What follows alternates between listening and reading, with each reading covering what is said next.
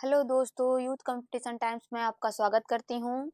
मैं आज जो दूसरा चैप्टर पढ़ूंगी और आज हमारा चैप्टर का नाम है संस्कृत साहित्य का इतिहास और विविध साहित्य। ठीक है, तो इसमें हम जितने पीवाईक्यू क्वेश्चन बनेंगे, जैसे संस्कृत साहित्य का इतिहास का मेरा कहने का मतलब है जिसमें हम शिशुपाल की सूक्तियों को पढ़ेंगे, नैषधि चरितम की सूक्ति को पढ़ेंगे, रघुवंश की सूक्तियों को पढ़ेंगे और इसमें रघुवंश की सूक्तियों को पढ़ेंगे और किसके रत्नावली के पढ़ेंगे, हरचरितम के पढ़ेंगे। बहुत सारे ग्रंथों की हम सूक्तियों को ध्यान देंगे कि किस प्रकार सूक्तियों से वह पूछ रहा है क्वेश्चन। ठीक है, सूक्तियों पर, उसके विशेषण पर और उसकी व्याकरण या टिप्पणियों पर भी हम नजर डालेंगे। ठीक है, तो इसी से हमारा क्वेश्चन चलेगा और ये सारे के सारे पीवाईक्यू क्वेश्चन को मैं हल करवा रही हूँ, जिसमें हमारा चल रहा है संस्कृत साहित्य का इतिहास और विविध साहित्य। ये हमारे चैप्टर का नाम है और इससे हम क्वेश्चन के कितने बनेंगे उसको हम बताने वाले हैं। ठीक है, तो हमारा क्वेश्चन है, पहले क्वेश्चन पे चलते हैं। देखिए, मैंने बहुत सारे क्वेश्चन को हल कराया है और मेरा हल कराने का ये रहता है कि मैं आयोग के द्वारा जो पीवाईक्यू क्वेश्चन रहते हैं उन्हीं को मैं बताती हूँ। ठीक है, तो लेक्चरर में हो गया और किसमें, लेक्चरर में हो गया, आपका DSSB में हो गया और बहुत सारी चीजों में आपको देखिएगा तो उसमें ये पूछा जाता है। ठीक है, तो इसमें देख लेते हैं। पहले क्वेश्चन का नाम हो गया, इसमें देखिए यूपीपीसीएस 2021 में ये क्वेश्चन बना था। GDC का क्वेश्चन है। ठीक है, GDC में आया है एग्जाम में 2021 में क्वेश्चन में ये आया हुआ है। मैंने इसमें पहले ही बताया है कि हम साहित्य के सारे क्वेश्चन को हल करने जाते हैं, जिसमें कुमार संभव, मृच्छकटिकम और नल चंपू, नैषधि चरितम, बहुत सारे से जिससे कुछ सूक्तियां बनेगी उसको हम लेकर चल रहे हैं। ठीक है, पहला क्वेश्चन है हमारा, दृश्य प्रथु तरीकृत्यम जित निजा अब्ज पत्र तो विषहे चतुर्भी साधु साधवती मूषकई संबृहताम शीर्षि चलितानि विस्मवाद ध्रुवम भेष भेदसः विधाय ललनः जगत त्रयः ललना भूषिताम। तो इसमें बताना है कि यह जो श्लोक आया हुआ है, यह दृश्य प्रथु तरीकृत जो है श्लोक आया हुआ है, वह कहाँ से आया हुआ है। ठीक है, वह कहाँ से आया हुआ है और इसको किसने लिखा है। ठीक है, किसने लिखा है और ये कहाँ से ये आया हुआ है। पहला कहता है सुसंगताया, सुसंगता का है। फिर बताए निपुणिकाया, निपुणिका का है।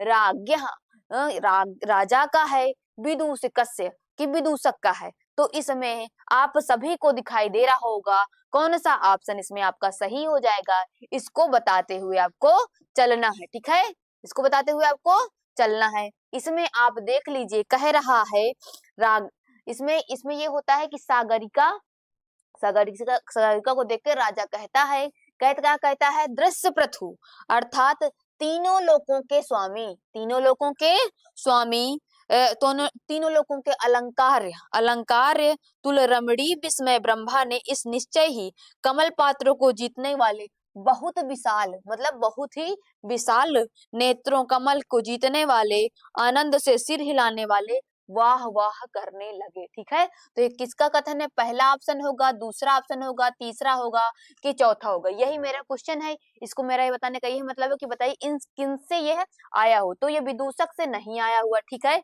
किससे नहीं आया है, विदूषक से आपका नहीं आया है, निपुणिका का भी नहीं है, सुसंगता का भी नहीं है, राजा का कथन है। देख लीजिए राजा क्या कहता है, कहता है कि इसमें प्रथु मतलब राजा सागरिका, सागरिका को राजा सागरिका को देख के राजा कहता है कि तीनों लोगों के अलंकार तुल्य इस रमणीय को बनकर विस्मय के कारण ब्रह्मा ने निश्चय ही अपने कमल के पात्रों की कांति को जीतने वाले नेत्र में बहुत विशाल कर दिए हैं, यह वाह वाह करने लगे। ये यहीं से आया हुआ है। तो ये किसका कथन पूछा था, कहाँ से आया है, तो ये राजा सागरिका, राजा मतलब सागरिका को देखकर राजा ऐसा कहता है, सागरिका को देखता है और राजा ऐसा कथन करता है। ठीक है, तो ये आप जान गए कहाँ से आया हुआ है, किससे आया हो, सभी लोग देख लीजिए और इसको नोट डाउन कर लीजिएगा। ठीक है, कहाँ से आया है ये सब आप देख लीजिएगा। ठीक, अगला नंबर क्वेश्चन पे चलते हैं। महानील, महानील शिला रुचः पुरोः निषिदेवान् कंसकृशः सह विरिष्टे श्रितोदयाद्रोः अभिमुच्चिकै चरु। मतलब इसमें आपको बताना है पूरा इतना महानील ये जो आप पढ़े ना शिशुपाल वधम पर से वहीं से आया हुआ है, लेकिन इसमें एक विशेषण पूछ रहा है, चंद्रमासो अभिरामताम को अचुरुयत, मतलब चंद्रमा की शोभा को कौन चुरा लिया। ठीक है, तो पहला ऑप्शन है कृष्ण है, फिर लक्ष्मी है, फिर नारद है, अद्रि है। तो बताइए आपका कौन सा होगा। ये है महानील शिलः रुचः पुरो निषिदिवान् कंसकृशः सह विरेष्टे शीतोदयाद्रये अभिशाये उच्चकै चुमुरत चंद्र अभिरामताम। आपका यहीं से आया है, ये यहाँ से आया हुआ है। तो बताइए इस श्लोक में आपका कौन सा सही हो, कृष्ण होगा, लक्ष्मी होगा, नारद होगा, अद्रि होगा। सभी लोग देखकर बताइए कौन सा आपका इसमें सही हो जाएगा, कौन सा इसमें सही हो जाएगा। पहले इसका अर्थ देख लेते हैं। इसका अर्थ है कि कहते हैं कि विशाल नील, जो नील की मणि है उसने कांति, श्री कृष्ण है उनके समान ऊंचे आसन पर बैठे श्याम काल के सम्मुख उन्होंने शोभा को चुरा लिया। ठीक है, कहते हैं कि श्याम काल का समय हो रहा था और श्याम काल का समय हो और श्री कृष्ण भी काले थे, तो उन्होंने ऐसा लगा कि जिसे उन्होंने चंद्रमा की जो शोभा है वह चुरा ली है। ठीक है, वह चुरा ली है। कहते हैं कि इंद्रनील की मणि कांति वाले श्री कृष्ण के ऊंचे आसन पर नारद जी ने श्याम काल के सम्मुख आरूढ़ चंद्रमा की जिसने चुरा लिया है, नारद ने चुरा लिया है। ऐसा क्योंकि वो सफेद थे, उन्होंने सफेद वस्त्र का धारण किया और वो गोरे थे। ठीक है, वह गौर वर्ण के थे, सफेद वस्त्र को उन्होंने धारण कर लिया है, तो शाम काल में बैठे हैं। उन्होंने ऐसा कभी वर्णन कर रहा है कि उन्होंने ऐसा लग रहा है कि जैसे चंद्रमा की शोभा किसने चुरा ली है, नारद ने चुरा ली है। किसने चुरा ली है, नारद ने। तो आपका श्री कृष्ण नहीं होगा, लक्ष्मी भी नहीं होगा, अद्रि भी नहीं होगा, आपका नारद इसमें सही हो जाएगा। ठीक है, नारद सही हो जाएगा। देख लीजिए, देखिए इसमें अगर हम इसकी व्याकरणीय टिप्पणियों पे देखें तो मैंने इसको व्याकरण टिप्पणियों के माध्यम से भी बताया। कहते हैं ये पूरा आप देख लीजिएगा, कहते हैं कि ये पूरा यहाँ से आया हुआ है, नारद के लिए है।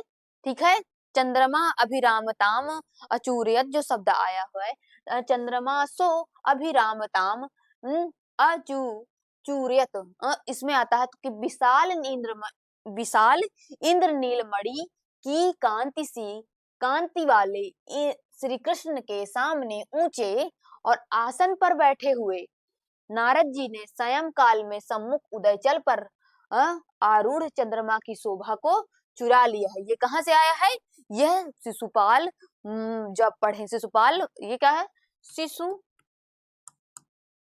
शिशुपाल वधम जो पढ़ेंगे आप, वधम रचना जो माघ के द्वारा रचित है, उन्हीं के बारे में ऐसा बताया जाता है। ठीक है, तो ऐसा उन्हीं के बारे में बताया जाता है। अब देख लीजिए, अगर इसमें व्याकरण टिप्पणियां है तो मैंने इसको व्याकरण टिप्पणियों पे भी मैंने बताया है। तो आप इसमें देखिए, अभिरामताम मतलब सुंदरता को, क्या है, सुंदरता को, अभी प्लस घई प्रत्यय से आपका अभिरामताम हो जाएगा।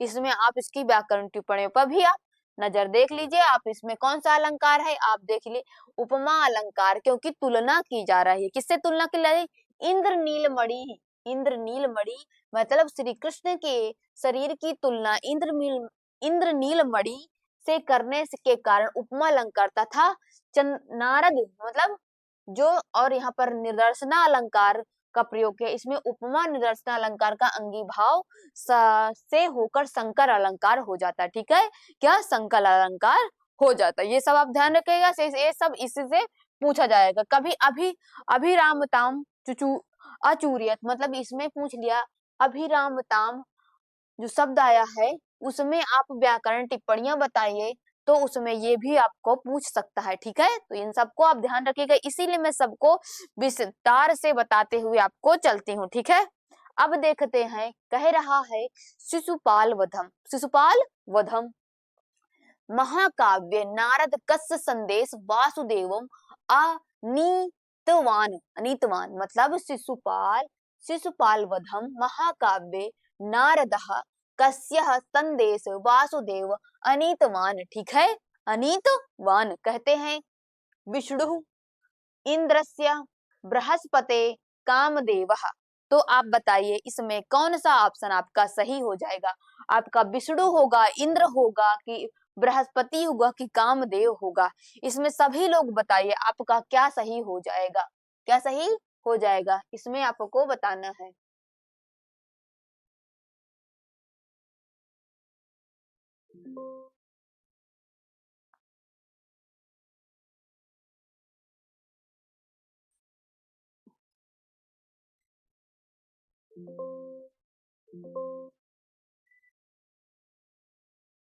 आपको इसमें बताना है कि क्या आपका सही हो जाएगा। ठीक है, कहते हैं विष्णु होगा, इंद्र होगा, बृहस्पति होगा, कि कामदेव होगा? सभी लोग बताइए। नारद जी का नारदस कस्य संदेश वासुदेव अनीतवान, इसमें आपको बताना है कि कौन सा संदेश होगा।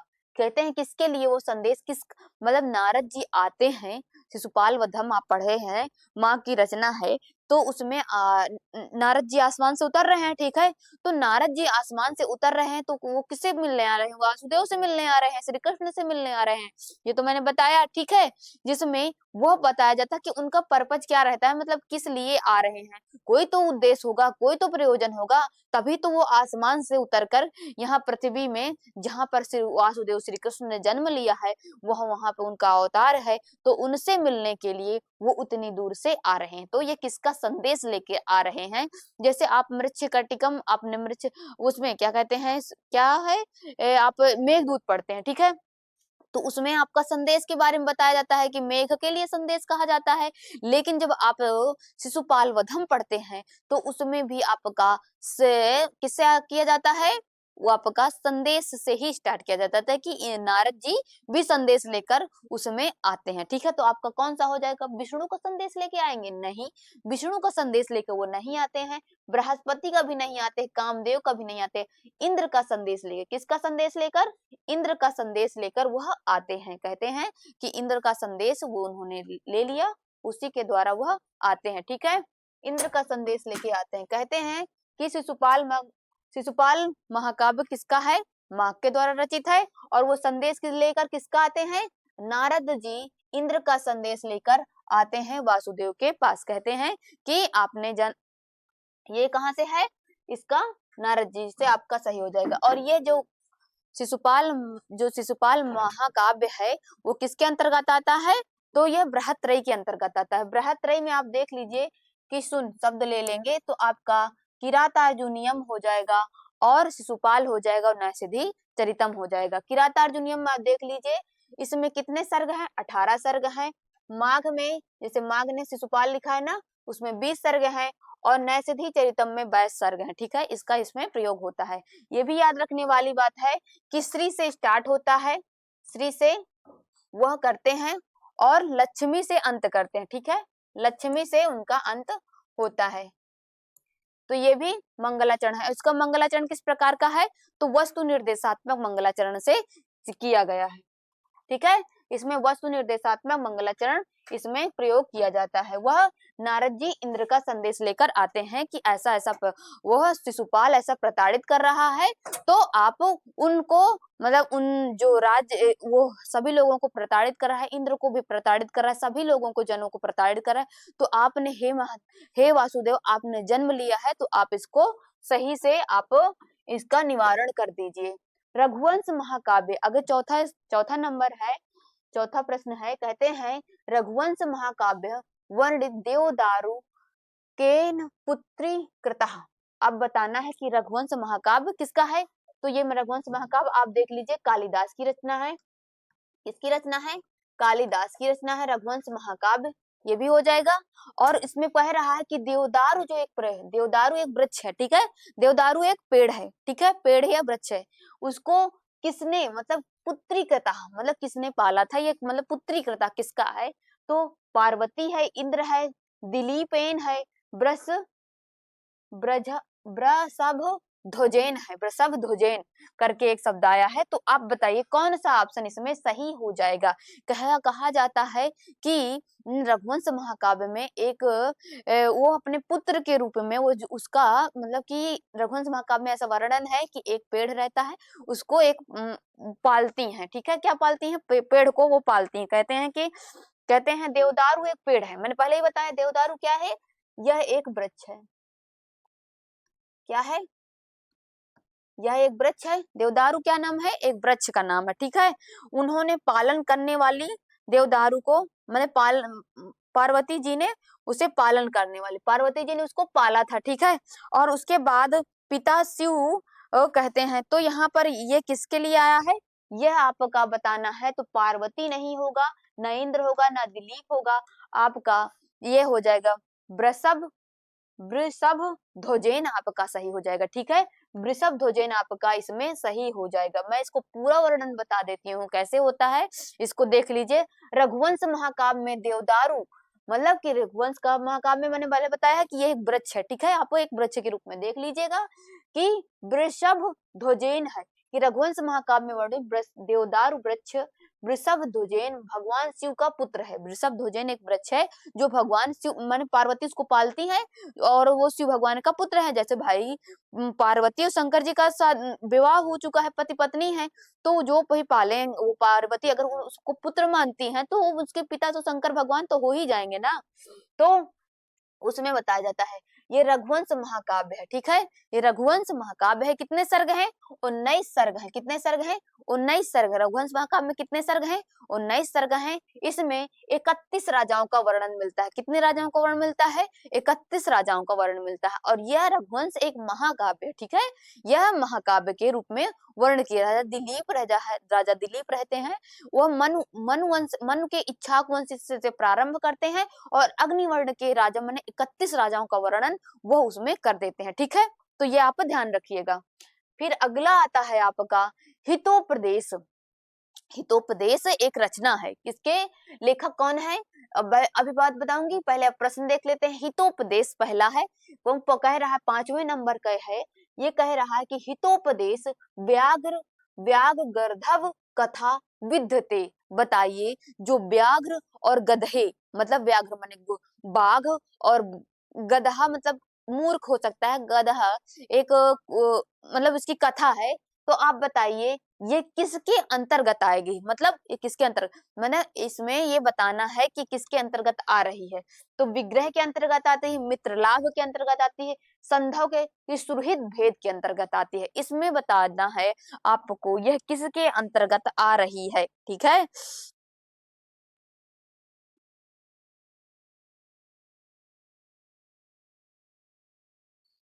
क्या बताइए किसके अंतर्गत आ रही है, तो ये मित्र, ये देख लीजिए ये ये सुरहित भेद के अंतर्गत नहीं आ रही है, संधव मित्र लाभ के अंतर्गत विग्रह के अंतर्गत आती है। किसके अंतर्गत आती है, विग्रह।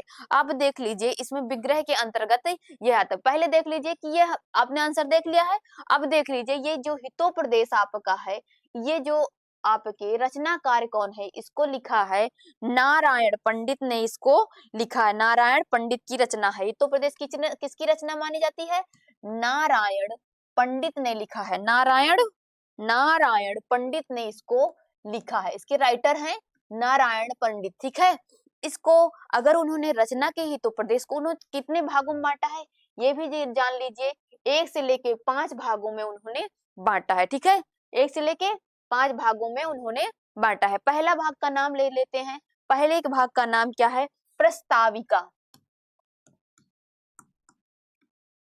प्रस्ताविका पहले भाग का नाम रहता है। दूसरे भाग का नाम रहता है उनके मित्र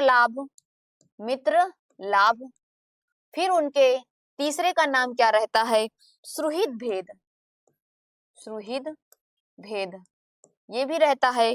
फिर उसके बाद चौथे का नाम रहता है विग्रह। फिर 5वें का नाम क्या रहता है, संधि रहता है, ठीक है, क्या रहता है, संधि रहता है।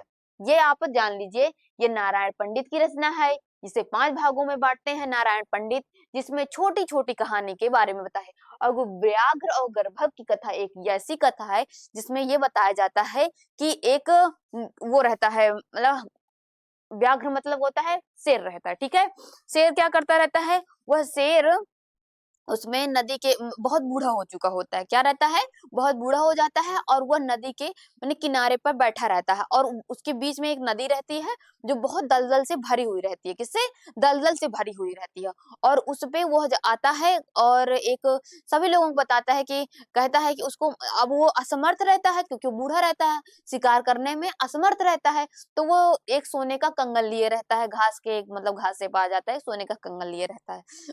उसको हाथ में वो रहते है कंगन। वो सभी पथिक जो पथिक जाते रहते हैं वहां पे, जितने लोग जाते रहते हैं, तो कह देता है कि मैं बूढ़ा हो चुका हूँ, इस कंगन को मैं क्या करूंगा, आइए इस कंगन को आप ले लीजिए, नदी पार करके मेरे पास आना है, आप इसको कंगन को ले लीजिए, मेरे किसी काम का नहीं रहता है। लेकिन सभी लोग उसे डरते हैं कि नहीं, ये अगर हमको अपने पास पाएगा तो खा ही लेगा मार करके, क्योंकि इसने बहुत दिन से शिकार नहीं किया, भूखा तो है ही है ये।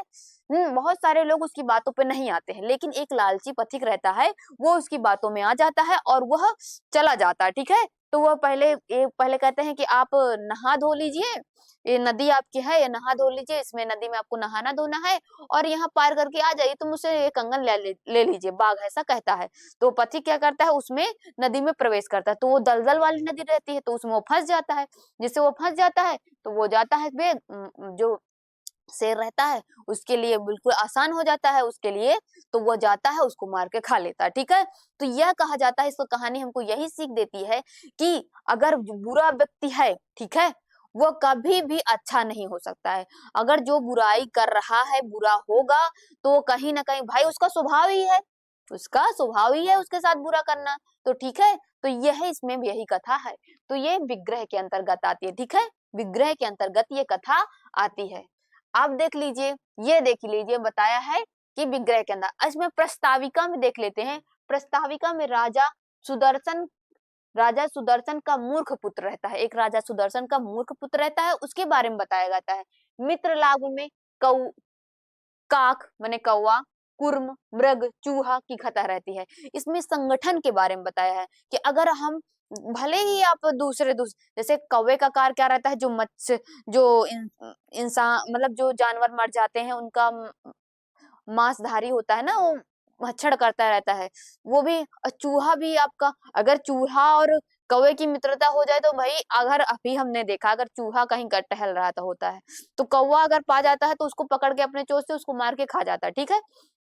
लेकिन अगर इन सभी में दोस्ती हो जाए, कौवा में हो जाए, कुर्म में हो जाए, मृग में हो जाए, तो इसका संगठन के बारे में बताया कि अगर दोस्ती हो जाए तो बड़ा सा बड़ा माने कई कई स्वभाव के कौवा अलग स्वभाव का है, चूहा अलग स्वभाव का है, मृग अलग स्वभाव है, कुर्म अलग स्वभाव का है, लेकिन दोस्ती हो जाने पर एक दूसरे की ये सहायता करते हैं, ठीक है। तो आप मित्र लाभ के बारे में देखें तो यहीं पर होता है। सुहृद भेद के बारे में, शेर और बैल की मैत्री को तुड़वाना रहता है कि अगर आप अच्छे दोस्त हैं, ठीक है, आप सबसे घनिष्ठ मित्र हैं, कोई तीसरा पक्ष आपका उस मित्रता को बेकारना चाहता है, तो क्या करता है, उसमें फूट डाल देता है। तो कैसे फूट पड़ जाती है, जब उसकी बातों को आप ज्यादा सुनते हैं, उस पे विश्वास नहीं करते हैं, ठीक है। तो इसमें यह रहता है कि एक शेर रहता है और बैल रहता है, दोनों की मित्रता बहुत अच्छी रहती है, लेकिन कुछ लोगों को पसंद नहीं आती है, तो उसमें क्या कर देते हैं, फूट डाल देते हैं, ठीक। तो शेर ही अपने बैल जो मित्र रहता है बैल, उसको मार के खा जाता है, ठीक है। तो इसमें कहते हैं कि ये समय मैत्री को तोड़वाना रहता है। और विग्रह माने हंस और मोरों की युद्ध, मतलब इसमें यह कहता है कि एक युद्ध के बारे में, हंस जाकर कहता है मोर के बारे में, मोर वहां पे हंस तो युद्ध हो जाता है। फिर उसके बाद संधि है, माने हंस और मोर के राजा की संधि के बारे में है। ये इसमें नारायण पंडित की रचना है रहती है। छोटे छोटे मतलब जैसे बच्चों की कहानी हम पढ़ाते हैं ना, जैसे हम मम्मी हमारी कहानी बताया करती थी ना कि एक राजा था, उसने ऐसे ऐसे किया था, फिर वो रानी के पास आया था। तो हम अपने छोटे छोटे जैसे हम ना देखते हैं, छोटी छोटी कहानियां पढ़ते हैं, तो वो नारायण पंडित अपने इसमें छोटी छोटी कहानियों से वह अपना मतलब बताने का उद्देश्य रहता है कि छोटी छोटी कहानियों के माध्यम से कि समाज कैसा होता है, ठीक है, ये बताते हैं। कहते हैं देखो ये व्याघ्र और जो गर्दभ की जो कथा होती है, तो वही तो कह रहे हैं, उनका संदेश यही है ना कि जो कुटिल स्वभाव वाला होगा, बुरा व्यक्ति होगा, वो कितना भी कहे कि मैं नहीं अच्छा होगा हूँ, लेकिन जिसका स्वभाव ही बुरा करना होगा, वो कभी अच्छा नहीं कर सकता है। वो मौका पाएगा, आपके साथ बुरा कर देगा, ठीक है, तो ये आप जान गए हैं। अब देखिए अगले नंबर सूक्ति पे चलते हैं। कहते हैं मृच्छकटिकम से ये सूक्ति आई है, किससे आई है? मृच्छकटिकम से सूक्ति आई हुई है। यत सौहृद्र यत सौहृदा दापि जनः शिथिली भवन्ति। कहते हैं यत्र सौहृदा दापि जनः शिथिली भवन्ति, अर्थात जो सौहृद मतलब जो सहृदय होता है ना, सौहृदा दापि जनः शिथिली भवन्ति। बताइए कहाँ से ये आया है? कहते हैं मृच्छकटिकम में केन कथिता, मतलब कथन किसका है? इसमें कथन पूछ रहा है। कथन मतलब कथन बताइए किसका है?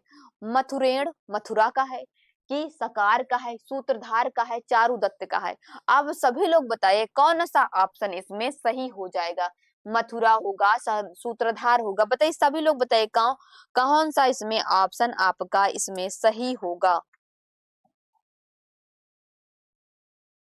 बताइए सभी लोग बताइए, मालूम हुआ कौन सा ऑप्शन सही होगा इसमें? न आपका मथुर, न सकार, न सूत्रधार, आपका क्या होता है? चारुदत्त आपका सही हो जाए। कहता है इसमें यह कथन किया जाता है यत मने मने सुहृदय, मने जो हमारे हृदय के पास रहते हैं। कौन रहते हैं? हमारे मित्र रहते हैं। लेकिन हमारे अगर हमारी गरीबी चल रही है, ठीक है, मैं पहले चारुदत्त बहुत अमीर रहता है, खूब ज्यादा धनोधान से संपन्न रहता है, लेकिन उसका स्वभाव क्या रहता है? दान देना रहता है। तो अपनी सारी संपत्ति वो दान दे देता है, सबकी मदद करके वह दान दे देता है। तो उसके पास संपत्ति नहीं रह जाती, वो बिल्कुल एकदम से दरिद्र हो जाता है, ठीक है, एकदम से नहीं कह सकते हैं, मैंने थोड़ा दरिद्र हो जाता है, उसके पास नहीं धन धान रहता है। तो वो उसके जो कहते हैं कि जब आपके पास सुख का दिन, ये नहीं कहा जाता है कि जैसे अब मैं बहुत धनवान हूँ, ठीक है, तो मेरे 1000 मित्र रहेंगे, ठीक है, लेकिन अभी मेरे पास अगर पैसा रुपया नहीं है तो मेरे पास कोई मित्र रहेगा ही नहीं, ठीक है, वो रहना ही नहीं चाहेगा। कहा जाता है कि मुझे चारुदत्त दुखी होकर यही कहता है कि मुझे ये तकलीफ नहीं है कि मेरा धन चला गया है, मेरा धन चला गया है, मेरी धन संपत्ति खत्म हो गई। मुझे ये तकलीफ है कि बताओ जब मैं धन से संपन्न था तो मेरे बहुत सारे मित्र थे, लेकिन आज मैं दरिद्र हो गया हूँ तो मेरे मित्र भी मुझसे कतराने लगे हैं, ठीक है, मेरे मित्र क्या हो रहे हैं? मुझसे कतराने लगे हैं। यही श्लोक का इसका अर्थ होता है, यही यहाँ से आया हुआ, ठीक है। कहते हैं कि मेरे मित्र जो रहते हैं वो मुझसे कतराने लगे हैं, ये क्योंकि मैंने ये देखा है कि धन तो चलो धन तो आता जाता रहता है, लेकिन व्यक्ति ये ये व्यक्ति का स्वभाव है कि बताओ कि जब अच्छे दिन रहते हैं वो साथ देता है, जब बुरे दिन आते हैं तो मात्र कोई ही व्यक्ति वो साथ देता है, लेकिन जो और जितनी भीड़ रहती है हमारे आसपास वो समाप्त हो जाती है। कुछ लोग बचते हैं जो आपके हितैषी रहते हैं, जो आपको चाहते रहते हैं, ठीक है। तो ये चारुदत्त एक समाज के बारे में बता रहा है कि ऐसा समाज हो जाता है जब आप के पास कठिनाई का समय आपका आता है, जब कठिन समय चलना रहता है तो कुछ ही जो होते हैं जो आपका साथ देता है, ठीक है। तो ये आपको देखते हैं, मैं आपको पूरा बता देती हूँ। ये बताता है कि प्रकरण यह मृच्छकटिकम प्रकरण ग्रंथ है, किसका है? शूद्रक का ग्रंथ है। ये देखिए मृच्छकटिकम है, किसका ग्रंथ है? ये शूद्रक ने इनको लिखा है, शूद्रक ने इनको लिखा है मृच्छकटिकम। ये प्रकरण ग्रंथ है, इसमें 10 प्रकरण है। कितने प्रकरण है? इसमें 10 प्रकरण है। ये रूपक कथा के 10 प्रकरण ग्रंथ के अंतर्गत आता है, इसमें 10 अंक प्रकरण है। चारुदत्त कहता है धनहीनों से मिलने में उनके मित्र का भी कतराने, अगर मैं धन से हीन हो गया हूँ और मेरे पास धन संपत्ति नहीं रह गई है तो मुझसे मिलने के लिए जो मेरे मित्र रहते हैं, तो ढेर सारे मेरे मित्र थे, वो भी अब कतराने लगे हैं। भाई अब कहे वो धन धन नहीं तो कहीं मुझसे मांग ना ले। चारुदत्त कहे कि मित्र मेरी ये मदद कर दो, तो इससे अच्छा मैं मिलूं ही ना। ऐसे मित्र सोचते हैं, वो कहते हैं कि अब मैं धन से हीन हो गया हूँ। तो देखिए चारुदत्त मैत्रेय से बात करता रहता है कि देखो आज मैं धन से हीन हो गया हूँ, मेरे पास धन संपत्ति नहीं रह गई है, लेकिन मेरे देखो मित्र जो जो ढेर सारे मेरे मित्र थे वो भी मुझसे मिलने के लिए कतरा रहे हैं। यही इसका अर्थ होता है। कहते हैं सूत्रधार के द्वारा कहा जाता है, सूत्रधार का है कि शून्यम पुत्रस्य गृहम। कहते हैं कि शून्यम पुत्र से, अर्थात जिसके ग्रह मतलब गृह मतलब घर में पुत्र नहीं है तो उसका घर सूना है, और जिसके पास अच्छा मित्र नहीं है तो उसका समय सूना है, और जिसके पास, यही होता है ना कि जिसके पास, ये श्लोक पूरा बताया है मैंने और भी सूक्तियों के पर एक वीडियो बनाया तो जिसमें पूरा श्लोक मैंने इसमें बताया है। कहते हैं पुत्र से हीन घर सूना होता है, सच्चे मित्र से सारा समय जीवन सूना होता है। यह सूक्ति इसमें बताई है, प्रकरण ग्रंथ है, शूद्रक से लिखा हुआ। ठीक है, तो ये सब आप देख लीजिएगा, इसमें से यह आया हुआ। ठीक है, ये सब देख लीजिएगा। इसमें सकार रहता है, प्रतिपालक रहता है, विट रहता है, मैत्रेय रहता है, और इसमें वसंत सेना रहती है, धूता रहता है, उसका पुत्र रहता है। ऐसे बहुत सारे पात्र रहते हैं। ये सामाजिक घटना पर आधारित होती है कि उस समय समाज में समाज कैसे बदलने लगता है अगर आपके पास कठिन समय आता है। ठीक है, कहते हैं स्फुटो स्फुटोपमा भूति सितेन शंभुनः इत्यस्य अस्मिन् वाक्ये कस्य संकेतः। कहते हैं बताइए स्फोट, बताइए नारदस्य कारणस्य विश्वामित्र व वशिष्ठस्य, बताइए कौन सा आपका सही हो जाएगा। इसमें संकेत के बारे में बताया गया है, संकेत के बारे में बताया गया है। अब बताइए कौन सा आपका कथन हो जाएगा, किसके कथन से आपका आया हुआ है, सभी लोग बताइए क्या होगा इसमें। वाक्य कस्य कथनम, किसके वाक्य के कथन के, किसमें, वशिष्ठ के लिए आया है, विश्वामित्र के लिए, नारद के लिए आया है कि कर्णों के लिए है। सभी लोग बताइए कौन सा आपका सही हो जाएगा।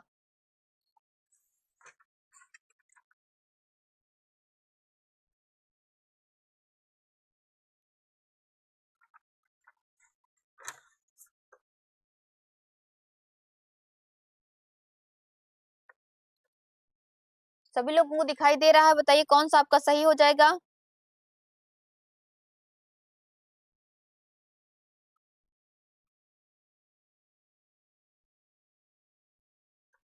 किसके लिए आया है बताइए। स्फुटो भूतिसेन में शंभुना, मतलब शंभु माने शंकर। ठीक है, कहते हैं ये कर्ण के लिए नहीं, विश्वामित्र के लिए, वशिष्ठ के लिए, आपको नारद के लिए हो जाए। कैसे इसे नारद के लिए हो जाए, कहा जाता है कि जब आकाश से क्या रहते हैं, आकाश में रहते हैं ना ये नारद भगवान। ठीक है, नारद जी रहते हैं आकाश में, तो वो उतर रहे हैं। ठीक है, तो वो व्हाइट है, एकदम से सफेद है, क्योंकि ऐसा लग रहा है जैसे शंकर जी रहते हैं। शंकर जी अपने अंग में भस्म लपेटे रहते हैं, क्या रहते हैं, भस्म को लपेटे रहते हैं, और उसमें ऐसा लगता है जैसे वहां उन्होंने वस्त्र भी सफेद है, वो गौर वर्ण के हैं, तो ऐसा लगता है जैसे शंकर उतर रहे हैं। तो ऐसी उपमा नारद जी को दी जा रही है। ठीक है, कि वो आकाश से ऐसे उतर रहे हैं जैसे शंकर ने सभी अंगों में भस्म लगा रखा है, वो एकदम से व्हाइट व्हाइट लग रहे हैं, उसी प्रकार नारद जी ऐसा लग रहे हैं। ठीक है, तो ये शिशुपाल में जब नारद जी वहां से उतरते हैं तब ऐसा वर्णन उसमें मिलता है आपका। ये देख लीजिए, यहाँ से श्लोक आता है, ये कहाँ श्लोक है, कौन सा श्लोक आता है, नवोन कहते हैं, ये श्लोक देख लीजिएगा, नवान नवान धो धो धो, यहाँ से ये श्लोक पता है, आप देख लीजिएगा, श्लोक आपका है चौथे नंबर का श्लोक से ये आता है, और यही से है बृहतः पयोधरः।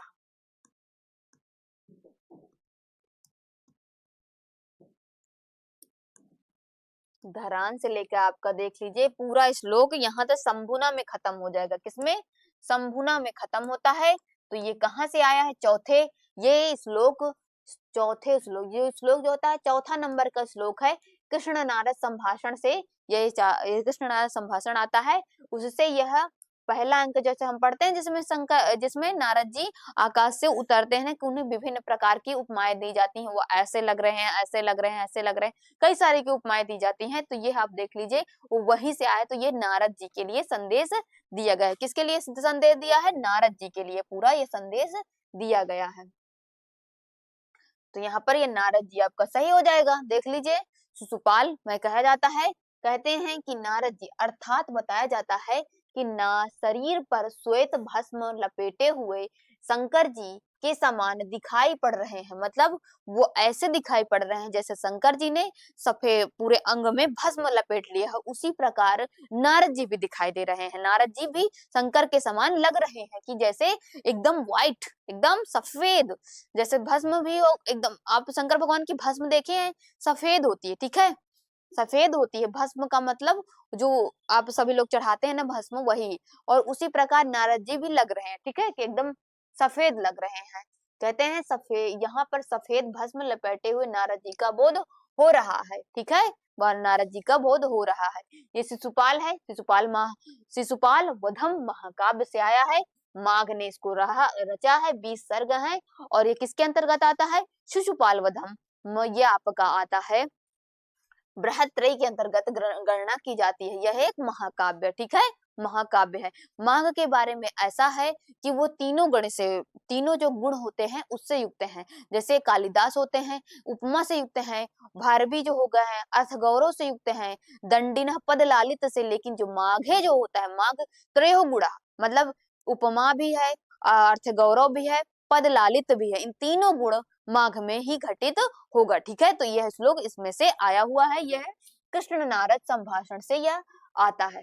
अब देख लीजिए अगले नंबर का है कि नल चंपू कह रहा है, नल चंपू काव्यानुसार प्रसन्न। नल चंपू जो होता है ना आपका, नल चंपू, नल चंपू क्या है? त्रिविक्रम भट्ट की रचना है। तो बताइए, कह रहा है प्रसन्न कांत हिरण्यो नाना शेष विलक्षण वाचाः मुखे ग्रहे स्त्रिय कस्मात् कारणम भवंती। इसमें कौन सा कारण होगा? वो भाग्यई होगा, पुण्यई होगा, साम्यागचरणई होगा, पदा भी होगा, संपदा संपदा भी होगा। बताइए इसमें कौन सा आपका सही हो जाएगा? प्रसन्न प्रसन्न कांता नाना शेष विलक्षण, ये आपको सभी लोगों को बताना है क्या होगा इसमें। सभी लोग बताइए क्या होगा इसमें।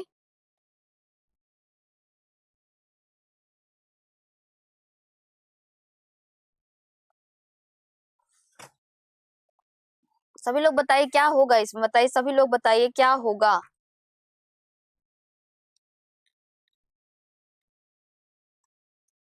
ये कहते हैं कि प्रसन्न कांता हिरण, ये आपका पूरा श्लोक आता है। इसमें कहता है हर किसी को नहीं मिलता, हर किसी को नहीं मिलता। किस पिछले जन्मों के सुख के पुण्यों में किए होंगे तभी ऐसी विद्युत्तावाणी गुणवान लक्ष्मी से सुख मिलता है। कहते हैं कि उन्होंने, हर किसी को ऐसा सुख नहीं मिलता है। जो ऐसे जो विद्वान है जिन्हें पिछले जन्म में, इस जन्म में बहुत अच्छा कार्य किया है। मैं इसको पूरा सविस्तार बता देती हूँ कि यह इसका क्या अर्थ होगा और कहाँ से ये श्लोक आया है। तो आप देख लीजिए, नल चंपू का है, ये त्रिविक्रम भट्ट ने है, ये यहाँ से श्लोक आया है। प्रसन्न कांता हिरण्यो नाना शेष विलक्षणा भवंती कस्य चित पुण्यई वाचे स्त्री वाचो ग्रहे स्थिरः। मतलब यह पूरा यहाँ से ले श्लोक आपका आया हुआ है, पूरा यहाँ से श्लोक आया है। यहाँ से आपका क्या दे दिया था? प्रसन्न कांता हिरड़ो नाना शेष विलक्षणा। कहते हैं कि इसमें बताया जाता है कि जो नल चंपू एक ऐसा ग्रंथ है जिसमें श्लेष से द्वारा है, एक शब्द के दो दो अर्थ निकलते हैं, ठीक है। उन्होंने ही चंपू काव्य को स्टार्ट किया था। तो कठिनाई, मतलब थोड़ा सा कठिन लगता है, लेकिन जब आप जान लेंगे स्त्री के पक्ष, वो अलग अलग कहते हैं, उसका हर एक श्लोक का दो अर्थ निकलता है, ठीक है, ये जान लीजिए। देखिए मैं यह इसको पढ़ूंगी तो आपका दो अर्थ निकलेगा, ठीक है। कहते हैं कि ये बताता है कि नल चंपू है वाणी के पक्ष में कह रहे हैं। देखिए वाणी के पक्ष में क्या कह रहे हैं? प्रसाद युक्त ओज ओज ओज ओज उज्ज्वल रूप कांति गुण के कारण मनोहर तथा अनेक प्रकार के श्लेष अलंकारों को प्रकट करने वाली वाणियां। मतलब जो वाणी है उनकी ऐसी विद्वत्ता है, पहले पिछले जन्म में कि ऐसा लगता है कि पिछले जन्म से ही उन्हें प्राप्त है। ऐसी उज्ज्वल माने ओज उज्ज्वल्य रूपी कांति गुण के कारण मनोहर अनेक प्रकार के शेष अलंकारों को प्रकट करने वाली वाणियां। अब स्त्री पक्ष में ले लेते हैं। देखिए मैंने पहले बताया ना कि दो पक्ष में वो घटित होगा श्लोक। सदा प्रसन्न रहने वाली कांति, सौंदर्य और मनोहर अनेक प्रकार की अलंकृत निपुण होते हैं। जैसे ये बताया जाता है कि ये दोनों ही सौभाग्य की बात होती है। एक अच्छी स्त्री मिलना जो प्रसन्न रहे, अपना कार्य को करती रहे, घर में कलेश ना करे, लड़ाई झगड़ा ना करे, तो यह किसी किसी को ही ऐसा सौभाग्य प्राप्त होता है। हर किसी को ऐसा सौभाग्य नहीं प्राप्त होता है। इस प्रकार वाणी होती है जो उनका विद्वत्ता है, तो वो किसी किसी को ही प्राप्त होता है। ठीक है, तो यही इसमें कहने का तात्पर्य होता है। ये श्लेष अलंकार है। इसमें इसमें कौन सा अलंकार है? श्लेष अलंकार है। इसमें कौन सा अलंकार है? श्लेष अलंकार का प्रयोग किया गया है। यह वहीं से आपका है, चौथे नंबर से यह आया है। ये नल चंपू का ग्रंथ है। नल चंपू गद्य पद्य से, जो चंपू काव्य क्या होता है, जो गद्य पद्य से मिश्रित होता है, वह चंपू काव्य कहलाता है। ठीक है, इसका चंपू काव्य बताता है। इसमें प्रसन्न कांता हिरण्यजाप का यहीं से आया हुआ। अगले नंबर से चलते हैं, 9वां नंबर है। कह रहा है नल चंपू काव्यस्यान। कहता है नल चंपू, हाँ मैंने बताया भी, नल चंपू त्रिविक्रम भट्ट की रचना है। ठीक है, इसमें दमयंती और नल के, जो दमयंती एक नायिका रहती है और नल नायक रहते हैं, उनके बारे में बताया गया है। कहते हैं काव्यस्य अन्य नाम किम। बताइए, नल और दमयंती का जो काव्य का अन्य नाम क्या होगा? रामायण चंपू होगा, उदयन सुंदरी कथा होगा, भगवत चंपू होगा, नल दमयंती की कथा होगा। तो बताइए कौन सा आपका सही हो जाएगा? सभी लोग बताइए कौन सा। सभी लोग को दिखाई भी दे रहा होगा कौन सा होगा, इसमें बताना है आपको। अरे अलग बलग, बताइए। रामायण चंपू आपका नहीं होगा, उदयन सुंदरी कथा भी नहीं हो, भगवत चंपू भी नहीं होगा। आपका नल और दमयंती की कथा से आपका यह नल चंपू लिया गया है। इसका अन्य नाम नल दमयंती से के नाम से भी यह जाना जाता है। नल दमयंती की कथा के नाम से भी यह जाना जाता है। ठीक है, जो नल रहते हैं, आप ये भी जान लीजिए, नल जो रहते हैं वो निषाद निषाद देश के वीरसेन के वीरसेन के पुत्र रहते हैं। किसके? वीरसेन के पुत्र रहते हैं। ठीक है, ये नल की बात ले लेते हैं। किसकी है ये बात? नल की है। ठीक है, ये नल आप नायक है, उसका पात्र है, नायक है। तो ये यहाँ निषाद है, उसका निषाद नाम का एक देश रहता है, उसमें वीरसेन एक रहते हैं, वीरसेन का पुत्र रहता है नल। ठीक है, अब दमयंती की बात लेते हैं। भाई दमयंती कौन है? दमयंती किस कहाँ की है? ठीक है, तो दमयंती आप देख लीजिए।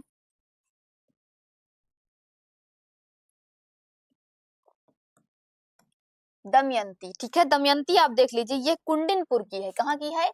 कुंडिनपुर की है। कुंडिनपुर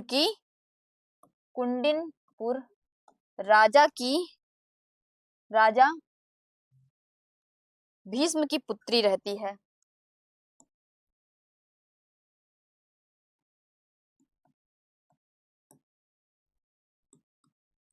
ठीक है, ये देखिए, अब इसमें ये मैंने इसलिए बताया है कि कभी इसे आपका पूछ ले कि राजा किस देश का है, अब बताइए दमयंती किस देश का है, तो आप इन सब में बता दीजिए। जो दमयंती है हमारी, ये कहाँ निवास कर रही है? कुंडिनपुर में निवास करते। कुंडिनपुर एक नाम का नगर है, राज्य है, जो भी है, वो वहां पे वो निवास करती है। और उसके पिता का नाम रहता है भीमसेन। और जो हमारा जो नल रहता है वो निषाद देश में रहता है, और उसके पिताजी का नाम रहता है वीरसेन। अगर ये पूछ लेता है कि नल और दमयंती, आप बताइए जो नल दमयंती है कौन से पर्व से लिया गया है, तो यह वन पर्व की घटना है। किसकी?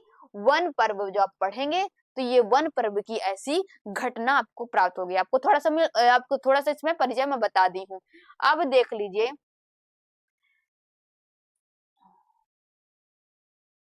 थोड़ा सा परिचय हो गया इसका। आपका इसमें पूछ रहा है कि अन्य नाम बताइए, तो आपका ये सही हो जाएगा। ठीक है, अन्य नाम की बात ले रहा है तो चौथा ऑप्शन आपका सही हो जाएगा।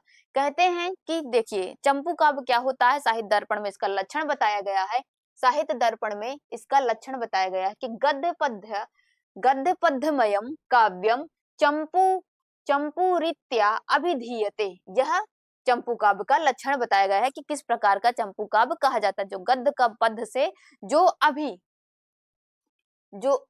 होता है वह चंपू काव्य कहलाता है। ठीक है, इसमें आपको ये बता दिया है मैंने, इसमें सारा चीज बता दिया है, कहाँ कहाँ का हो गया।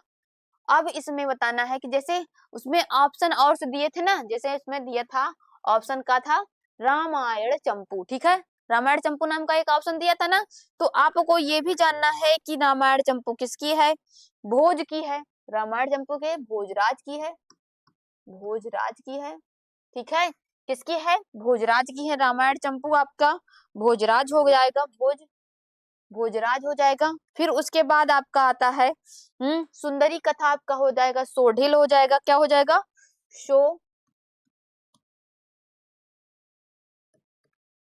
सोढिल होगा आपका। फिर होगा भगवत चंपू होगा, तो ये अभिनव, अभिनव कालिदास, अभिनव कालिदास, ठीक है। तो ये सब भी आप याद रखिए, कभी ऑप्शन से आपसे क्वेश्चन बताइए पूछ लेता है, अगर कभी पूछ रहा रामायण चंपू बताइए तो आप उसमें बता दीजिएगा, कभी उदयन सुंदरी कथा के बारे में तो सोढिल बता दीजिएगा। इसलिए सारे ऑप्शन को मैं लेकर चलती हूँ कि तभी आपकी तैयारी अच्छे से हो जाए, ठीक है, इसलिए मैं सारे ऑप्शन को बताती रहती हूँ, ठीक है।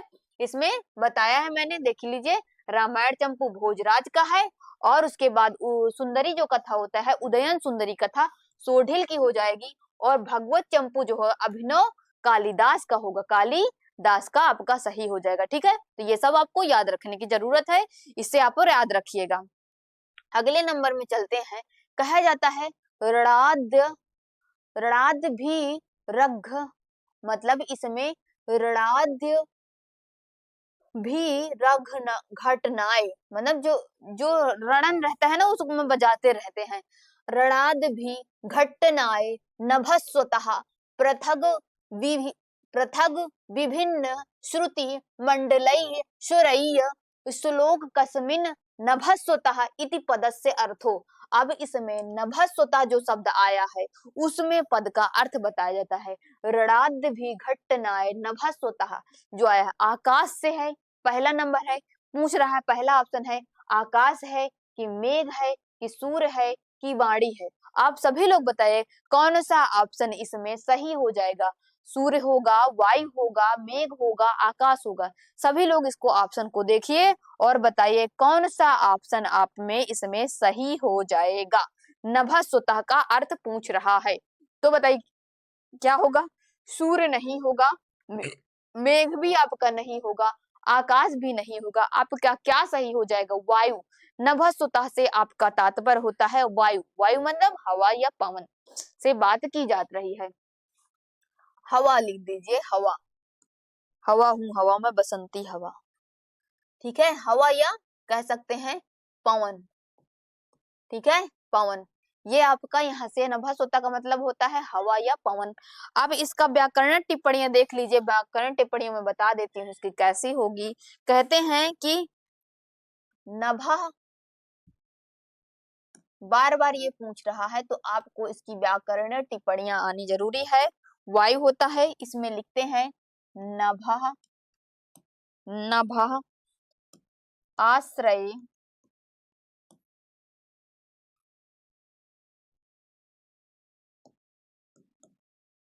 आश्रयेण अस्ति अस्य इति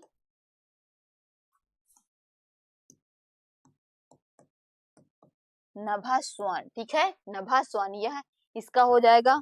अब देखिए नभा प्लस मतुक, मतुक से नभस्वान बनता है, ठीक है। ये आप इसमें देख लीजिए कि नभस्वात कैसे बनता है, ये भी आपको जानना जरूरी है कि नभस्वतः अगर आया है तो इसका क्या व्याकरणीय टिप्पणियां होंगी, ये आप देख लीजिएगा, ठीक है। अगले में हम चलते हैं, इसी को और भी और अच्छे से मैंने बताया है, इसमें पीपीटी में मैंने बताया है कि नभस्वतः आया है तो आपका इसमें यह कहते हैं नभस्वतः है, इसमें वायु उसका अर्थ होता है, ये माघ द्वारा रचित है, और इसमें नारद जी की महती नाम की बीड़ा है, नारद जी की, श्री नारद जी की, देवर्षि नारद जी की कौन सी बीड़ा है, महती नाम की बीड़ा है। उनको पहचानने का क्रम पर लक्षित होता है, अर्थात यहाँ पर नभस्वता का अर्थ क्या होता है, वायु होता है। ठीक है, किसका अर्थ होता है, वायु होता है। कहते हैं जब नारद जी आसमान से आ रहे थे, ठीक है, वहां आसमान से उड़ते हुए आ रहे थे, तो वो हाथ में क्या रहता है, उनकी बीड़ा रहती है। ठीक है, बीड़ा के कुछ तार रहते हैं, तो हवा का झोंका आता है। ठीक है, हवा का झोंका आता है तो उनकी जो बीड़ा रहती है वो अपने आप बजने लगती है, कुछ ना कुछ संगीत ध्वनि निकालने लगती है। तो कहा जाता है कि अरे ये उसमें तो उनका जैसे वो बीड़ा होती है ना, तो बजने से उनका ध्वनि या संगीत ऐसा, मतलब कि वो बीड़ा बजाते रहते हैं, तो ऐसा हवा भी उनके साथ रहती है, मतलब वायु भी उनका साथ देती है और उसके द्वारा भी वो संगीत बजने लगता है। तो उसके महती नाम की वो बीड़ा लिए रहते हैं। नभः स्वतः वहां पर वह हवा के लिए कहा गया है और वो आसमान से उतर रहे हैं, तो उनकी बीड़ा जैसे बजने लगती है, इस प्रकार का वर्णन उसमें मिलता है। ठीक है, तो यहाँ पर इसको याद रखिएगा। यह कहाँ से है, यह आपका शिशुपाल का है। इसमें 20 सर्ग है, किसमें, शिशुपाल का है, ये शिशुपाल का है। इसमें कितने सर्ग हैं, 20 सर्ग की बात की गई है, 20 सर्गों में है। और इसमें कृष्ण नारद संभाषण पढ़ेंगे, कृष्ण नारद संभाषण जब पढ़ेंगे तो उसमें से यह आपका आता है। ठीक है, उसमें से यह आपको आता है। अब देख लीजिए अगले नंबर का आपका श्लोक आपका क्या है, मृच्छकटिकम से बना रहा है। मैंने पहले बताया कि संस्कृत साहित्य के इतिहास में जितनी भी सूक्तियां होती हैं, जितने भी व्याकरण विशेष नाम, जितनी सूक्तियां आयोग ने बताई है, ये सारी की सारी मैं लेके चल रही हूँ। देखिए यूपी पीजीटी 2021 का ये क्वेश्चन है, उसमें इस प्रकार मृच्छकटिकम से बना है। तो ये बहुत इंपॉर्टेंट है, मैं इसको चैप्टर बाय चैप्टर बताते जाऊंगी कि ये किस प्रकार के क्वेश्चन आ रहे हैं, किस प्रकार से पूछे जा रहे हैं। ठीक है, इस सबको आप ध्यान रखिएगा। अब देखिए मृच्छकटिकम से प्रश्न पूछ रहा है, कह रहा है मृच्छकटिके वसंत सेना है दर्शनम प्रथम कस्मिन अंके भवति। पूछ रहा है कि अब बताइए मृच्छकटिकम जब आपने पढ़ा तो आप बताइए जो बसंत सेना का दर्शन किस अंक में होता है। तो पहले बताइए चतुर्थ अंक में होता है, तृतीय अंक में होता है, द्वितीय अंक में होता है, प्रथमे अंक में होता है। तो द्वितीय नहीं, तृतीय नहीं, चतुर्थ नहीं, आपका प्रथम अंक सही हो जाएगा। कैसे प्रथम अंक सही हो जाएगा, उसमें जब वो आपका जो अलंकार पहने रहती है, ठीक है, तो उसमें क्या कहता है, एक एक मतलब कि एक आयोजन रहता है, मतलब एक क्या रहता है, आयोजन रहता है या एक समारोह रहता है जिसमें वसंत सेना जाती रहती है। ठीक है, वो बहुत सुंदर लगती रहती है, सारी सुंदर लगती रहती है। तो उसको एक जो एक नायक रहता है वो परेशान करने लगता है, तो उससे बचते हुए वह भागती चली जाती है, भागती चली जाती है, उससे बचती है। ठीक है, वहीं उसकी मुलाकात तो बचती चली जाती है, वहां पर वो उससे कहते हैं कि फिर अंधेरा हो जाता है, तो वो वही बता देता है कि नहीं, कि बगल में चारुदत्त का घर है, तो उसी के घर पे वो चली जाती है और उसको देखती है। ठीक है, तो वहीं पर ये ऐसा घटना होती है। अलंकार न्यास में आप पढ़ेंगे तो अलंकार न्यास में ऐसा होता है कि अलंकार को रखने का जो कार्य होता है, उसमें आपका यह वर्णन मिलते हैं। ठीक है, उसमें यह वर्णन आपको मिलता है, अलंकार न्यास कहते हैं। इसका पहले प्रथम अंक का नाम रहता है अलंकार,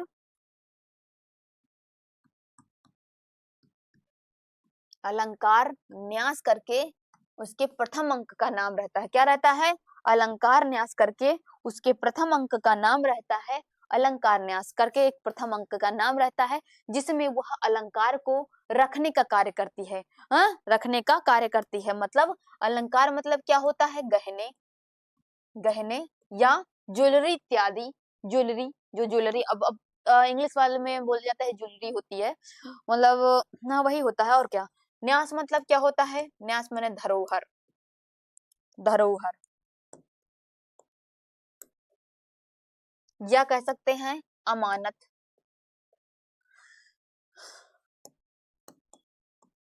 या डिपॉजिट करना। ठीक है, तो क्या कहते हैं, वो बहुत ढेर सारा चीज पहने रहती है, भाई वो गणिका रहती है, सुंदरी रहती है, गणिका भी रहती है, उसके पास पैसा रुपया तो होता ही है, तो वो पूरे अलंकार से सजी रहती है। ठीक है, वो पूरे अलंकार सजी रहती है, तो उसको जब भागती रहती है तो उसके अलंकार के द्वारा ही पता चलता है। लेकिन क्या करती है, इस समय वो अलंकार को अपने उतार लेती है और वह रख लेती है। ठीक है, लेकिन वो कहती, प्रार्थना करती है, चारुदत्त से प्रार्थना करती है कि मैं इसको अब मैं बाहर नहीं ले सकता, कोई भी इसको मिलेगा तो ये मुझसे लूट लेगा, तो आप इसको क्या करिए, मेरे पास मुझे इस जो धन मैंने लिया है, मतलब जो मैंने अलंकार अपने गहने लिए हैं, तो आप इसको क्या करिए, अपने घर पे रख लीजिए क्योंकि लेकिन चारुदत्त मना करता है कि नहीं, मैं नहीं रख सकता हूँ, लेकिन वो कहती है कि नहीं, मैं व्यक्ति पर विश्वास कर रही हूँ, आप मेरा अलंकार बहुत अच्छे से रखेंगे और उसको रख लीजिए और ये कहीं लोग चुरा ना ले, इस प्रकार वह कहकर उस पे वो धरोहर का काम कर देती है। ठीक है, तो यहाँ पर वो चारुदत्त और वसंत सेना की मुलाकात होती है, वो बहुत अच्छे से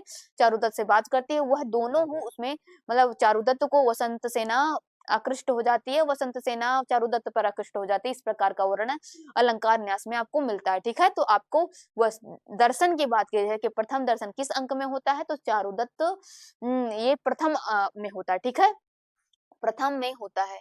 ये सभी देख लें, मृच्छकटिकम किसकी रचना है, शूद्रक की रचना है, ये सामाजिक घटना। ठीक है, तो इसमें बताया जाता है कि उज्जैनी उज्जैनी का निवासी विप्रवर चारुदत्त प्रकरण नायक है। उज्जैनी का निवासी रहता है और वो विप्र मतलब ब्राह्मण रहता है और चारुदत्त इस प्रकार का वह नायक है। और इस ये भी याद रखिए, जो चारुदत्त है वो किस कोटि का नायक है, तो धीर, वो कहते हैं धीर प्रशांत कोटि का यह नायक रहता है, विप्र रहता है, ब्राह्मण रहता है, दरिद्र रहता है। ठीक है, और इसके अब देख लीजिए, इसके 10 अंक 10 प्रकरण ग्रंथ है, जिसके अंक का नाम है, पहले अंक का नाम क्या रहता है, अलंकार न्यास रहता है। दूसरे अंक का नाम रहता है धूतकार संवाद रहता है, जिसमें वह धूतकार समास, फिर संधि विच्छेद रहता है, फिर मदनिका सर्विलख रहता है, फिर दुर्दिन रहता है, फिर प्रवण विपर्य रहता है, आर्य प्रहरण रहता है, वसंत सेना मोटन रहता है, व्यवहार रहता है, संहार रहता है। इस प्रकार 10 अंक के नाम आपको याद होने चाहिए। कभी इससे पूछ लिए कि बताइए 5वें अंक में क्या घटित होगा है, तो आपको 5वें अंक का नाम होना चाहिए। देखिए, अब पहले इसमें ये पहले पूछा था कि अलंकार न्यास दे, बताइए बताइए किस अंक का नाम है, तो ठीक है, ये बता दिया, आप इसको याद लीजिए। लेकिन अगर उसके जो अंदर घटित हुआ है उसको लाइन दे करके पूछ लिया, तो आपको 10 प्रकरण के अंतर्गत क्या क्या घटित हुआ ये याद होना चाहिए। ठीक है, यही एक तरीका है। अब देख लीजिए, अगला सूक्ति पे चलते हैं, अगले क्वेश्चन पे चलते हैं। 12वां नंबर है, कहते हैं सदूषणापि निर्दोषा सखरः आपि सकोमलः नमस्तस्मै कृते एन रम्या रामायणी कथा। ठीक है, तो इसमें अरे रम्या कथा, इसमें बताना है कौन सा आपका सही हो जाएगा, रिक्त स्थान की पूर्ति करना है।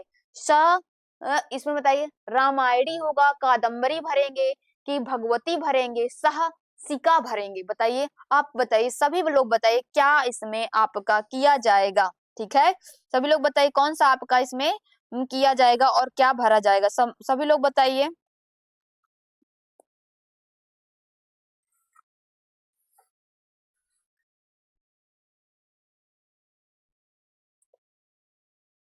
क्या होगा बताइए सभी लोग। ये भी नहीं होगा, डी वाला नहीं होगा, सी वाला भी नहीं, कादम्बरी नहीं, रामायणी कथा। रामायणी कथा आपका रिक्त स्थान में भरा जाएगा। कहा जाता है कि जिसने दूषण युक्त होने पर, निर्दोष और खर युक्त होने पर, इसका देखिए 2 अर्थ निकलते हैं। मैंने हर बार बताया, मृच्छकटिकम जब पढ़ेंगे, मृच्छकटिकम नहीं, उस क्या है ये नल चंपू से आया हुआ है। नल चंपू जब पढ़ेंगे तो एक ही श्लोक के 2 अर्थ निकलेंगे। ठीक है, कह रहा जाता है कि महाकवि का वाल्मीकि ने खर और दूषण के बारे में बताया है, तो ऐसा नहीं, वीर नहीं, वीरता का वर्णन नहीं कर दिया या भव्य रौद्र रस का वर्णन कर दिया है। उनकी इतना मतलब खर दूषण राक्षस के बारे में बताकर भी उसके जो प्रिय शब्द हैं, प्रिय भाव हैं, वो नहीं बदलते हैं। कहते हैं कि खर दूषण युक्त होने पर निर्दोष, मतलब खर और दूषण होने पर निर्दोष का होने पर अत्यंत कोमल और रमणीय कथा भी है, उसको नमस्कार करते हैं कि ऐसे वाल्मीकि को नमस्कार है जिसने खर और दूषण नामक राक्षस को बताया है। खर और दूषण नामक राक्षस हैं उसमें, लेकिन उसमें उनकी रम्य मतलब जो रमणीयता है वो नष्ट नहीं होती है, तो ऐसा उसमें कहा जाता है। तो आपका क्या भरा जाएगा, रमणीय, रम रमणा, ये रमायाणी मतलब सदूषणा निर्दोषा सखरहापि सुकोमला नमस्तस्मै कृतेन इन रम्या रामायणी कथा। ठीक है, तो यह बताया जाता है। ठीक है, आपका यहाँ से आ जाएगा। कहा जाता है ये देखिए नल चंपू से आया है, मैंने इसमें बताया पीपीटी में ना, नल चंपू से आया हुआ है। और इसमें ये भरा जाएगा, रामायणी कथा जो आपका ये भरा जाएगा। और इसमें ये बताया जाता है, त्रिविक्रम भट्ट ने लिखा है, त्रिविक्रम भट्ट ने लिखा है 7 उच्छ्वास हैं। इसमें कितने उच्छ्वास हैं? 7 उच्छ्वास के बारे में बताया गया है। और अंत मतलब कि बताता है प्रत्येक उच्छ्वास का अंत हर चरण सरोज पद का से होता है। कहते हैं हर चरण सरोज करके एक पद आता है, उससे होता है। ठीक है, वो श्लेष प्रधान शैली ग्रंथ है। गद्य इसका अर्थ होता है, साहित्य दर्पण में मैंने बताया कि साहित्य में गद्य पद्य जो मिश्रित होता है वही एक चंपू काव्य कहलाता है। ठीक है, इसमें ये बताया जाता है, कहते हैं और कादम्बरी जो होती है बाणभट्ट की कथना का, और इसमें बाणभट्ट की कथा है जो रामायण, जो बाणभट्ट आप पढ़ेंगे तो बाणभट्ट में कादम्बरी की कथा के बारे में बताया गया है। ठीक है, ये आप इतना सब ध्यान रखिएगा। अगला नंबर चलते हैं, कहते हैं अगले नंबर का है, कहते हैं चकात। अब इसमें इसमें भी बताना है, चमा चमुरु पदेन कस्य पदांशो संकेतो भवति। चमरु पदेन चका सिताम चारु चमोरु चरमड़ा, ये आपको बताना है। इसमें पहला ऑप्शन है धो धेनो मृगस्य कुटी कुक्कुटस्य मयूरस्य। बताइए, आप बताइए इसमें कौन सा इसमें सही हो जाएगा? पद है आपका कौन सा है? चमा चमरूपदेन, चमरूपदेन से आपका आया है, तो आपका क्या सही हो जाएगा? सभी लोग बताइए क्या इसमें सही हो जाएगा?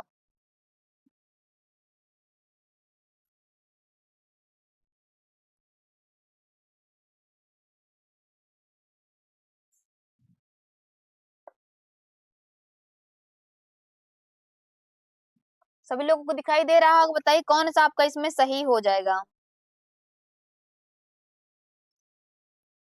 बताइए कौन सा सही हो जाएगा? धुन, ये नहीं होगा। ठीक है, ये भी नहीं होगा, मयूर भी नहीं होगा। आपका क्या सही होगा? मृग सही हो जाएगा, क्योंकि इसका अर्थ होता है, इसका अर्थ जान लीजिए, इसका अर्थ होता है कि सुंदर सुंदर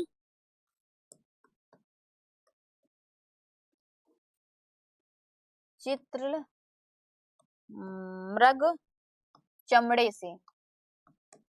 ठीक है, चमड़े से, ये आपका इसका अर्थ होता है। यहाँ पर यह बताया कि चित्त कबरे मही, मतलब वो बताया जाता है कि नारद जी ऐसे हैं, नारद जी उतर रहे हैं। ठीक है, नारद जी उतर रहे हैं, कहाँ से रहे थे? आसमान से। उन्होंने ऐसा मतलब वस्त्र को धारण किया है, कैसे वस्त्र को धारण? जैसे मृग का जो मृग जो मर जाता है, पहले लोग उनको खाल पहनते थे ना, मृग की जो खाल होती थी ना, जैसे आप उसमें उत्तर रामचरितम में या रामायण में देखेंगे कि वो सीता जी रूठ जाती है, कहते हैं कि ये मृग को हमारे पास ले आए, तभी उनका सीता जी, वो राम जी उनको मृग को लेने के लिए चले जाते हैं, तभी सीता का अपहरण हो जाता है। तो पहले ये बताया जाता है कि लोग मृग की छाल पहनते थे। क्या पहनते थे? तो मृग की छाल। तो नारद जी ऐसे लग रहे हैं कि जैसे चितकबरे उजले महीन रोमों वाले तथा शोभामान मृणाल खंडों वाले के समान उज्जवल हुए मृग के सुंदर चर्म को जैसे किया जा, इरावत के समान शोभित रह रहे हैं। ठीक है, इरावत हाथी के समान वो भी शोभे, वो ऐसे लग रहे हैं। ठीक है, इसमें वही वर्णन किया जाता है। कहते हैं ये यहाँ से श्लोक आता है, ये श्लोक आता है निसर्ग से स्टार्ट होता है। ये श्लोक निसर्ग चित्रों से यह श्लोक आता है। और ये कहाँ से? ये वाहना तक, वाहनम तक आपका श्लोक यहाँ तक आपका ये आता है, वाह नम तक आता है, ये श्लोक यहाँ से आता है। कहते हैं जो नभा स्वभावता चित्त कबरे उजले महीन रोम वाले शोभामान मृणाल खंड के समान उज्जवल और उज्जवल चित्र से आपका जो एरावत की समान ऐसे लग रहे हैं। ठीक है, तो आपका इसमें यही आपका सही हो जाएगा कि सुंदर चित्रल मृग के चमड़े। ठीक है, आपका यह यहाँ से आपका हो जाएगा। देखिए मैं इसको व्याकरणीय टिप्पणी में बता देती हूँ किस प्रकार इसकी व्याकरण टिप्पणी होगा। इसमें शब्द आपका पूछा था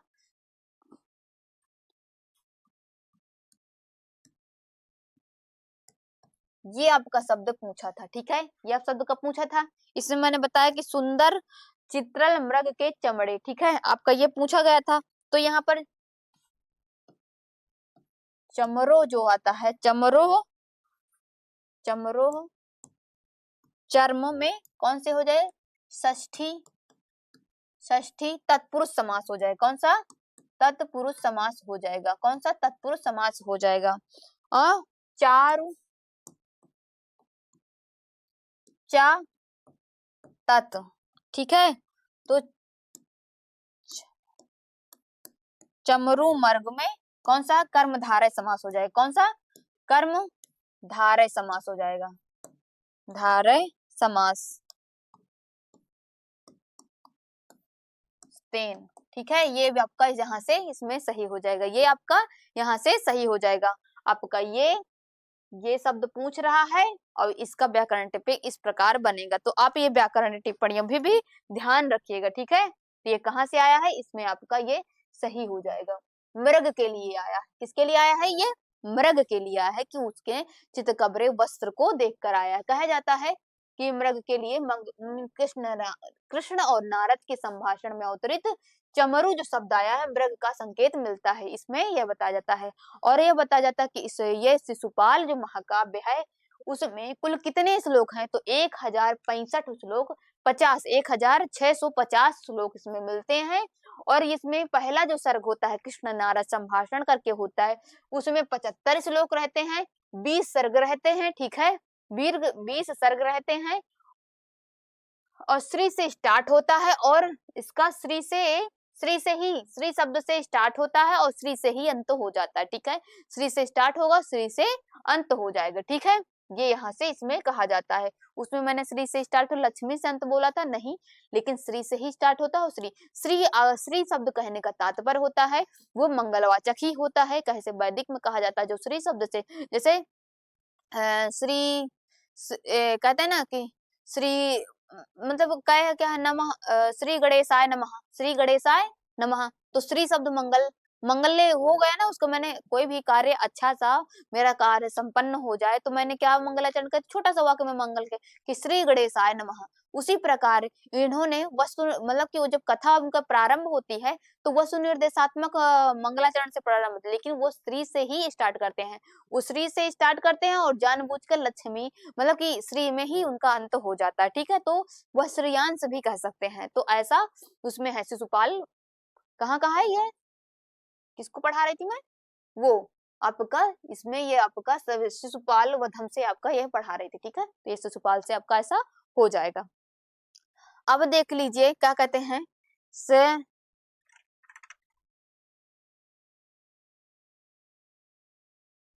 अब देख लीजिए इसमें अगला आता है, कहा जाता है कि बताइए नल चंपू काव्य से कर्ता का, नल चंपू काव्य के कर्ता कौन है, बताइए, जो नल चंपू आप पढ़ रहे हैं, ठीक है, नल चंपू आप पढ़ रहे हैं, तो आप बताइए इसके कर्ता मतलब लिखने वाला कौन है, ये बताना है।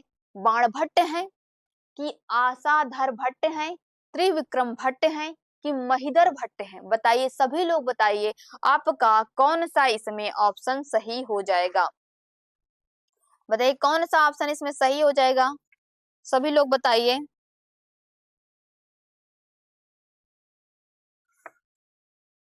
सभी लोग बताइए कौन सा ऑप्शन सही होगा, आपका महिम भट्ट नहीं होगा, ठीक है, महिम भट्ट नहीं होगा, आसाधर भट्ट भी नहीं होगा, बाण भट्ट भी नहीं होगा, आपका भट्ट भट्ट शब्द से हो रहा है ना बार बार, लेकिन आप याद रखिए जो त्रिविक्रम त्रिविक्रम भट्ट जो है वह उन्होंने नल चंपू करके एक काव्य लिखा है, जिसमें उन्होंने चंपू काव्य पे उन्हें, आप पढ़ेंगे ना चंपू काव्य को आपको अच्छा लगेगा, एक अर्थ पहले दूसरा और दूसरा अर्थ मतलब थोड़ा सा कठिन लगेगा लेकिन आपको सरलता से आपको हो जाएगा। उन्होंने चंपू काव्य का प्रारंभ किया था, तो आपका नल चंपू का कर्ता कौन है, त्रिविक्रम भट्ट है, ठीक है, ये चंपू काव्य माना जाता है, ठीक है, किसमें, नल और दमयंती के प्रेम कथा का वर्णन इसमें होता है। इसमें नल के भी बारे में बताया हूँ, किस देश का रहता है, किसका पुत्र रहता है, और दमयंती के बारे में भी बताया कि वो किस देश की रहती है और किसकी पुत्री रहती है, ठीक है। उसमें हंस एक रहता है जो उसके प्रेम के बताता है, वो उधर जाके बताता है, इधर जाके बताता है, उसमें यह बताया जाता है। अब देख लीजिए जो आपका ये हो गया। अब बाण भट्ट आप तो जानते हैं इन्होंने क्या लिखा था? कादम्बरी लिखा है। बाणभट्ट ने क्या लिखा है? कादम्बरी लिखा है। फिर इसका आसाधर भट्ट, आसा भट्ट जो आता है, आसाधर भट्ट, तो आप ये याद रखिएगा, एक कोविद, कोविद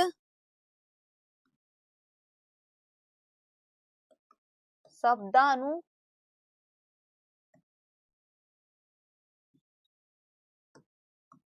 शासन करके एक शब्द रचना आती है, उन्होंने ऐसा रचना लिखा है। अब इसका महिम भट्ट की आप देख लीजिए, महिम भट्ट की एक होती है व्यक्ति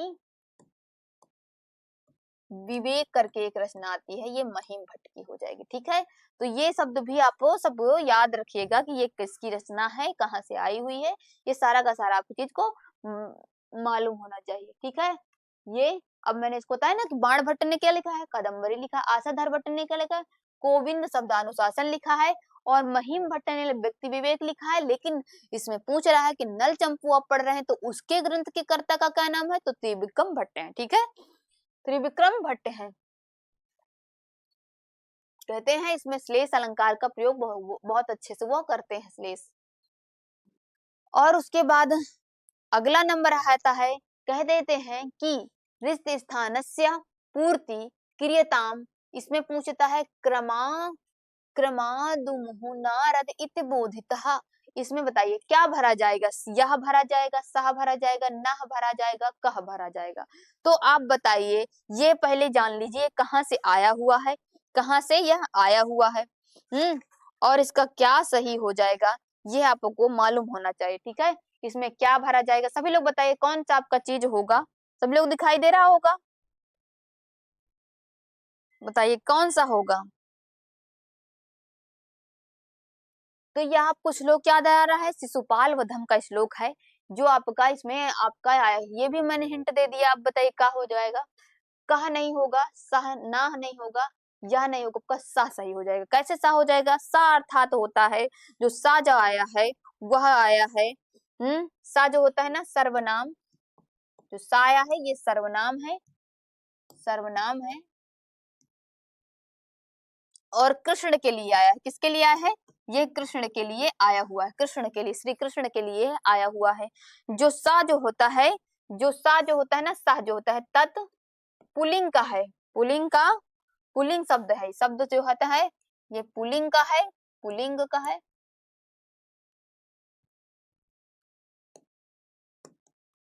पुलिंग का है। और ये प्रथमा का, प्रथमा का क्या है? प्रथमा विभक्ति, विभक्ति एक वचन का है। क्या है? एक वचन का ये माना जाता है। प्रथमा विभक्ति एक वचन का ये होता है। ये सा जो आया है किसके लिए आया है? नारद के लिए आया है। किसके लिए आया है? नारद के लिए, श्री कृष्ण के लिए आया। क्या सॉरी, कृष्ण, श्री कृष्ण के लिए आया है। क्या? श्री कृष्ण के लिए सा पद का आया हुआ है। ठीक है, तो ये आप जान गए। ये आप अगर जान लीजिए कि आपको ये श्लोक अगर पूछ रहा है क्रमाद वाला, तो ये कौन सा श्लोक होगा, तो ये भी आप जान लीजिए कि ये आपका श्लोक आता है। श्लोक, श्लोक जो होता है शिशुपाल का, आपको देखिएगा तो ये दूसरे नंबर का श्लोक आता है। ये दूसरे नंबर में श्लोक कहते हैं, यहाँ से स्टार्ट होता है, चय चयस्य त्वेषः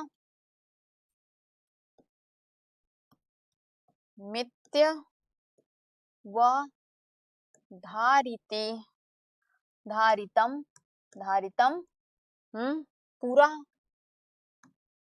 पूरा ततः। ठीक है, फिर स री रीति बी भा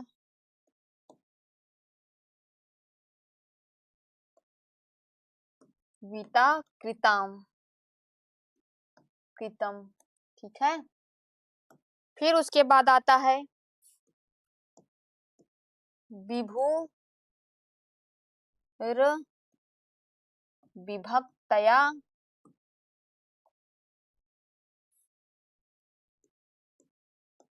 वयाम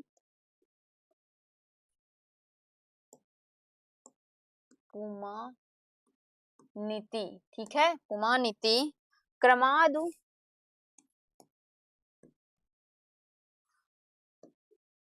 ये यही शब्द है ना, क्रमामु, नारद,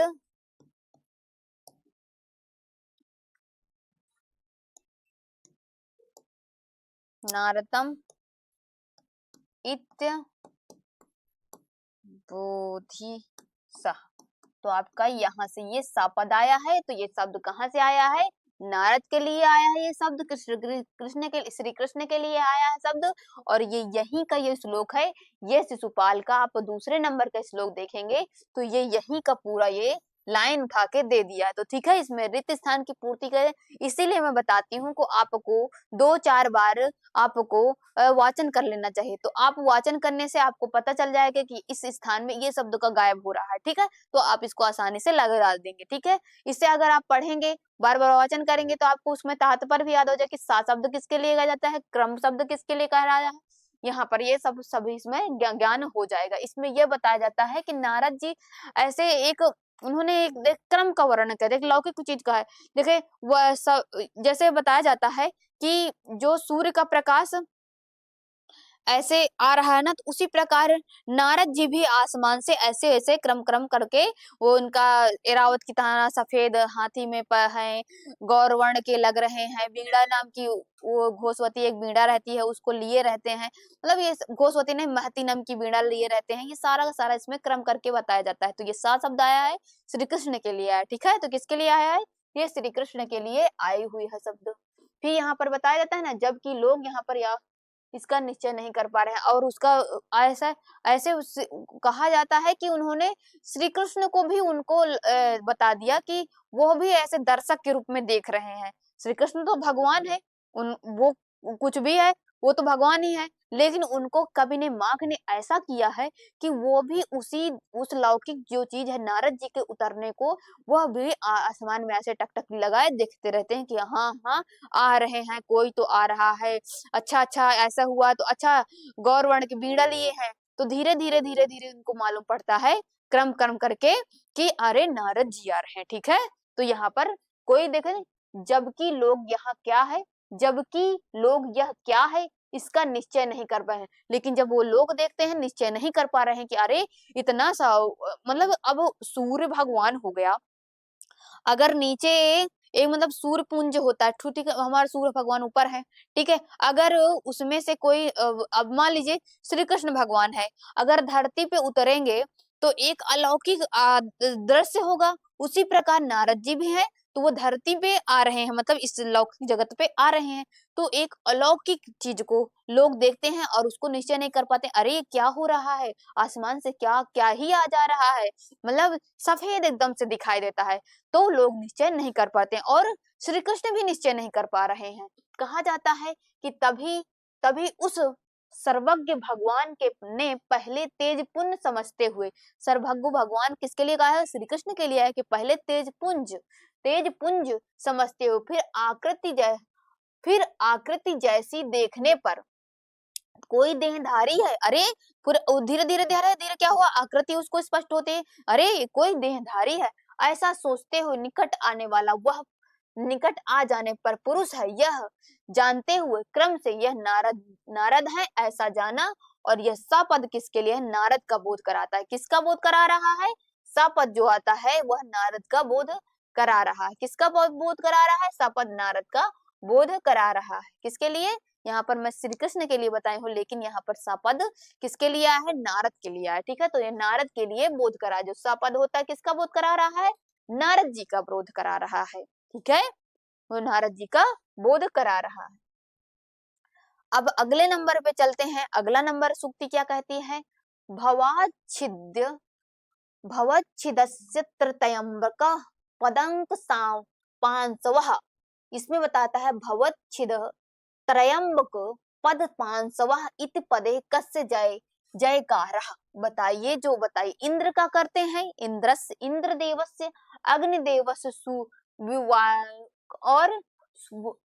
और अंग, इसमें बताता है कि जो भवच्छिद त्रयंबक पद सावक जो होता है किसके लिए आया है, इंद्र के लिए आया है, अग्निदेव के लिए है, शिव के लिए आया है, विष्णु के लिए आया है। इसमें आपको बताना है ये पहले कहाँ, ये पहचान लीजिए ये आया कहाँ से है। ये आपका आया है कादम्बरी, आप पढ़ेंगे ना, कौन सा, कादम्बरी पढ़ेंगे, तो ये कादम्बरी से आया है। श्लोक नंबर आप देख लीजिए, श्लोक नंबर आप देखिएगा, दूसरे से ही ये आया हुआ है। जयंती बाणा सुरमौली मौलिता, ये जो आपका आता है इसी के लास्ट की यह लाइन है। तो बताइए ये किसके लिए कहा गया है, इंद्र के लिए कहा गया है। मैंने इतना सारा हिंट आपको बता दे, इंद्र के लिए है, अग्नि के लिए है, शिव के लिए है, विष्णु के लिए, सभी बताइए आपका कौन सा ऑप्शन इसमें सही हो जाएगा। सभी लोग बताइए कौन सा ऑप्शन इसमें सही हो जाएगा। किसके लिए आया है ये, विष्णु के लिए नहीं आया है, अग्नि के लिए नहीं, इंद्र के लिए नहीं, शिव के लिए आया है, शिव के लिए ऐसा आया हुआ है। ठीक है, यह शिव के लिए आया है मंगलाचरण। जब आप बाणभट्ट आप पढ़ेंगे तो बाणभट्ट अपनी कादम्बरी जब लिखते हैं तो वो कितने श्लोकों में, 20 श्लोक में अपना मंगलाचरण करते हैं, अपने वंश के बारे में बताते हैं और मंगलाचरण करते हैं, जिसमें यह आपका मंगलाचरण इस प्रकार का मंगल, जयंती बाणा, जयंती बाण सुर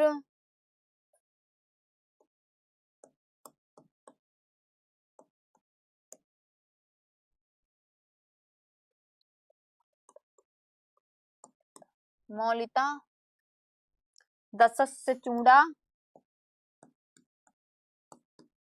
दशस्य चूड़ामणि, चूड़ामणि चुंबिनः। ठीक है, सुरा सुरा सुरा धीस, सुराधीश, शिखांत, सायनो, जिसमें ये लास्ट की ये लाइन रहती है, किसकी, लास्ट की लाइन रहती है। तो इसमें सभी बताइए कौन सा आपको कहते हैं कि शिव की चरण धूलि को नमस्कार करते हैं, यह शिव के लिए आया हुआ ऐसा मंगलाचरण। इसमें दूसरे नंबर का नाम मंगलाचरण होता है। ये इस प्रकार का मंगलाचरण भी बता दिया है, ये कहाँ से आया ये भी मैंने बता दिया है। ये कहा जाता है कि यह श्लोक बाणभट्ट की रचना है, कादम्बरी है। कहा जाता है कि मस्तक पर आदरपूर्ण धारण की गई रावण के, मतलब मस्तक में उन्होंने क्या क्या है, वो शंकर भगवान जैसे थे, उन्होंने वे इनके भव्यता का वर्णन किया गया है कि जैसे रावण होता है ना, रावण ने मुकुट को धारण रखा है, किसको, मुकुट को, तो वह अपने उसको क्या करते हैं, शंकर को पैरों में स्पर्श करता है, तो उसके मुकुट रहता है बार बार उसके पैर में घिस जाता है। ठीक है, वो मणि जो रहती है बार बार होते हैं, देव और असुर के स्वामियों की शिखा का अग्रभाग रहता है, उस पे स्थित है। संसार के बंधन को काटने वाली शिव की चरण धूलियों का वर्णन किया है, शिव की चरण धूलियों की वंदना की गई है। जब शिव बैठे रहते हैं, रावण उनकी उपासना करता है, तो वो मुकुट को, रावण के राजा रहता है, ठीक है, वो मुकुट को पहने रहता है, तो वो क्या कहता है, क्या करता है, श्री कृष्ण वो शंकर भगवान के चरणों की में उसको अपना जो सर रहता है रखता है, तो सर में क्या है, मुकुट है, तो वो क्या करता है, उसको उसकी मड़ियां जो होती हैं वह स्पर्श होती हैं जमीन में, ठीक है, उसके पैरों में। तो कहते हैं कि यहाँ पर कहता है कि संसार के बंधन को काटने वाली भगवान के चरणों की धूलि को जय हो, मतलब संसार के जो बंधन होते हैं उसकी काटने वाली जो होती है उनकी चरण धूलियों की जय हो, मतलब शिव भगवान की ऐसी वंदना की गई है, शिव के लिए ऐसा हुआ आया है। ठीक है, तो ये यहाँ पर किया गया है। अगले देख लेते हैं, कहते हैं श्रीपति श्रीमती सहितुम इत्यस्मिन कस्मिन श्लोक, जो श्रीपति शब्द आया है, श्रीयपति अस्मिन किसके लिए आया है, जो श्रीयपति शब्द आया है तो उसमें बताना है वो किसके लिए आया है, पार्वती का पति, मेनका का पति, लक्ष्मण का पति, शकुंतला का पति, बताइए किसके लिए आया हुआ है। जो श्री शब्द आया, श्रीपति जो शब्द आया है उसमें किसके लिए यह आया हुआ है, इसको बताते हुए चलना है। शकुंतला के लिए आया है, नहीं, शकुंतला के लिए नहीं आया है। मेनका के लिए, मेनका के लिए भी नहीं आया है, वो पार्वती के पति, पार्वती लक्ष्मी का पति। बताइए सभी लोग बताइए, आपको ये याद हो रहा होगा कि ये कहाँ से आया है, पहले इसको ये जान लीजिए कि यह आया कहाँ से है।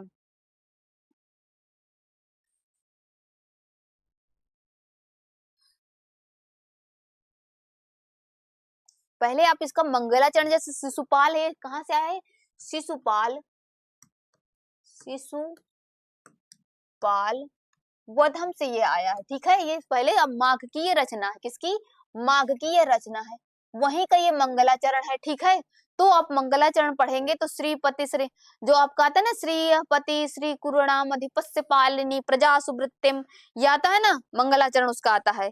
तो यहाँ से यह आया है। तो जो श्रीपति शब्द आया है वो किसके लिए आया है, कहाँ से आया है, ये सभी बताना है।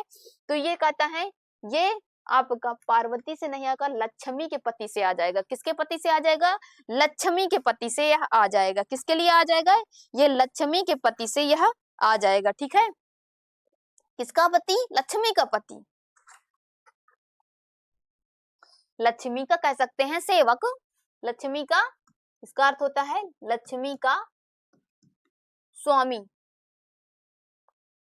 लक्ष्मी का स्वामी आएगा, ठीक है, लक्ष्मी का स्वामी आएगा। इसमें क्या कहते हैं, श्री, इसको, और अगर ये पूछ लेता है कि शिशुपाल और किस नाम से जाना जाता है, तो ये भी आप नोट डाउन कर लीजिए, श्रीयांग के नाम से जाना जाता है। किसके, श्रीयांग के शब्द से के नाम से जाना जाता है, ठीक है। इसमें जो होता है श्रीयांग, श्री से प्रारंभ होता है, लक्ष्मी से अंत होता है। किसका, श्री, श्री से इसका प्रारंभ होता है, श्री से इसका स्टार्ट होगा और लक्ष्मी में इसका अंत होगा, ठीक है। लक्ष्मी, जानबूझ के वो लक्ष्मी में अंत करते हैं कि लक्ष्मी लास्ट में आए, ठीक है। तो श्री से प्रारंभ होगा, लक्ष्मी में अंत होगा, ये श्रीयांग वाला करना है। इसमें आपका लक्ष्मी का ये सी नंबर आपका सही हो जाएगा। ये सारा आपको मैंने बता दिया, ठीक है। इसमें बता देती हूँ और भी अच्छे से बता देते हैं कि जो श्रीपति आपका पूछा है वो लक्ष्मी के पति से आपका पूछा है। लक्ष्मी का पति, लक्ष्मी का पति कौन है, वासुदेव है, वासुदेव भगवान है, विष्णु भगवान है, उनका स्मरण किया गया है, ठीक है, उनका स्मरण किया गया है। और पार्वती के पति, पार्वती के पति कौन है, शिव है। मेनका, मेनका का पति विश्वामित्र है। और शकुंतला का पति कौन है, तो दुष्यंत है। सभी के पति का नाम याद रख लीजिए, जैसे आपको पत्नियां याद है, जैसे हम शादी विवाह होते हैं तो आप अपनी पत्नी का नाम लोग नाम याद रखते हैं, और पति अपनी पत्नी का नाम रहते हैं, कुछ लोग और जानते रहते हैं, जैसे ये इनके पति हो गए, इनकी पत्नी हो गए। तो सभी लोगों का नाम याद रखिए कि जो लक्ष्मी देवी जी हो गई, उनके पति का नाम विष्णु भगवान है, वासुदेव है, ठीक है। पार्वती जी आ गई, पार्वती के पति का क्या नाम है, तो शंकर भगवान हो गया। मेनका हो गई, मेनका के पति का नाम बताइए, तो विश्वामित्र हो गया। अब बताइए शकुंतला के पति का नाम क्या, दुष्यंत हो गया, ठीक है। तो ये सारे पतियों का नाम आप याद रखिए। लेकिन यहाँ पर ये शिशुपाल के मंगलाचरण से क्वेश्चन बना हुआ है, तो जो श्रीपति, जो आपका श्रीय पति जो शब्द आया है वो किसके लिए तात्पर्य है, तो यहाँ पर लक्ष्मी का पति वासुदेव के लिए यह शब्द आया हुआ है, ठीक है। इसमें से आप देख लीजिएगा। अगला नंबर क्वेश्चन पे हम चलते हैं। कह रहा है, कह अन्यादृश, अन्यादृश एव लोकपालः अपूर्वो बी, मतलब कह रहा है, कह अन्यादृशा एक लोकपालः अपूर्वो विबुधापति, विबुधापति अखंड कारो धर्मराजः आज धन्य प्रचेता। बताइए आपका क्या सही होगा, नल सही होगा, शूद्रक सही होगा, चंद्रापीड़ सही होगा, तारापीड़ सही होगा। तो इसमें यह बताना है क्या होगा। बताइए सभी लोग, बताइए इसमें क्या सही हो जाएगा, किसके लिए यह आया हुआ है। सभी लोगों को दिखाई दे रहा है, सभी लोग बताइए कौन सा आपका सही हो जाएगा।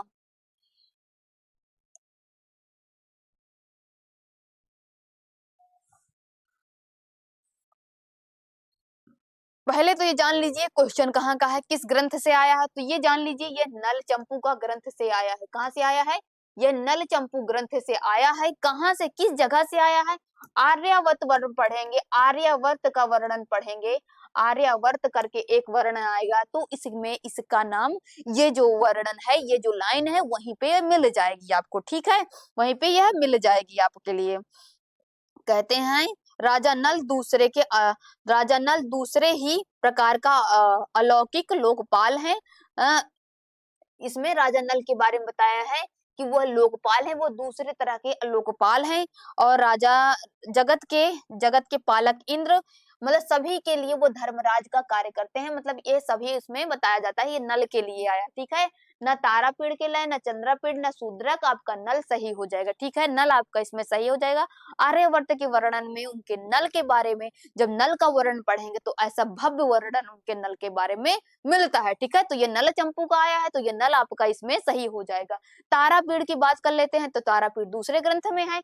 शूद्र, तारापीड़, चंद्रापीड़ आप जानते हैं कि कादम्बरी नामक पात्र रहते हैं, कादम्बरी के पात्र रहते हैं। किसके पात्र रहते हैं? ये कादम्बरी नामक के पात्र रहते हैं। और शूद्रक रहता है मृच्छकटिकम, जिन्होंने मृच्छकटिकम एक प्रकरण ग्रंथ लिखा है, वह 10 अंक है, उसमें 10 प्रकरण है, इसमें ऐसा बताया जाता है। लेकिन ये जो लाइन पूछ रहा है, ये बताइए कि अन्य दृशः एवो लोकपालः अपूर्वः विधु विभु विबुधूपति अदंड कारो धर्म राजा अजान न्याय प्रचेता, जो आता है वह नल के लिए आपका ये आया हुआ, ठीक है। तो ये इसमें सही हो जाएगा। कहा जाता है, ये इसमें देख लीजिएगा, मैंने इसको बताया हुआ है। अब जाता है, अब दूसरा है, कह रहा है सा मुक्त खंड, कह रहा है सा मुक्त का, जो पूछ रहा है कि सा मुक्त कंठम व्यासन अति का सा मुक्त खंड व्यसन अति भा चंद्र करदन बीग बीन बीगनः कुरी भुवः इत्यस्य, जो कुरीरिव जो शब्द आया है ना, कुरीरिव, तो आप बिलापह कौन, मतलब एक एक पक्षी होता है, क्या होता है, एक ये कुर रियु जो शब्द आ रहा है ना, वो एक पक्षी का नाम रहता है, ठीक है, पक्षी रहता है, ठीक है, ये एक पक्षी रहता है। कह रहा है सा मुक्त खंडम व्यसन अति भार भारश्च क्रदन बिगमह, वो जो कुरिय भुवः, मतलब ये बताए कि यह कौन विलाप कर रही है, इस प्रकार का कौन विलाप कर रही है। तो आप ये बताइए कहाँ से यह आया है, कहाँ से यह आपका ग्रंथ से यह आया है, ठीक है।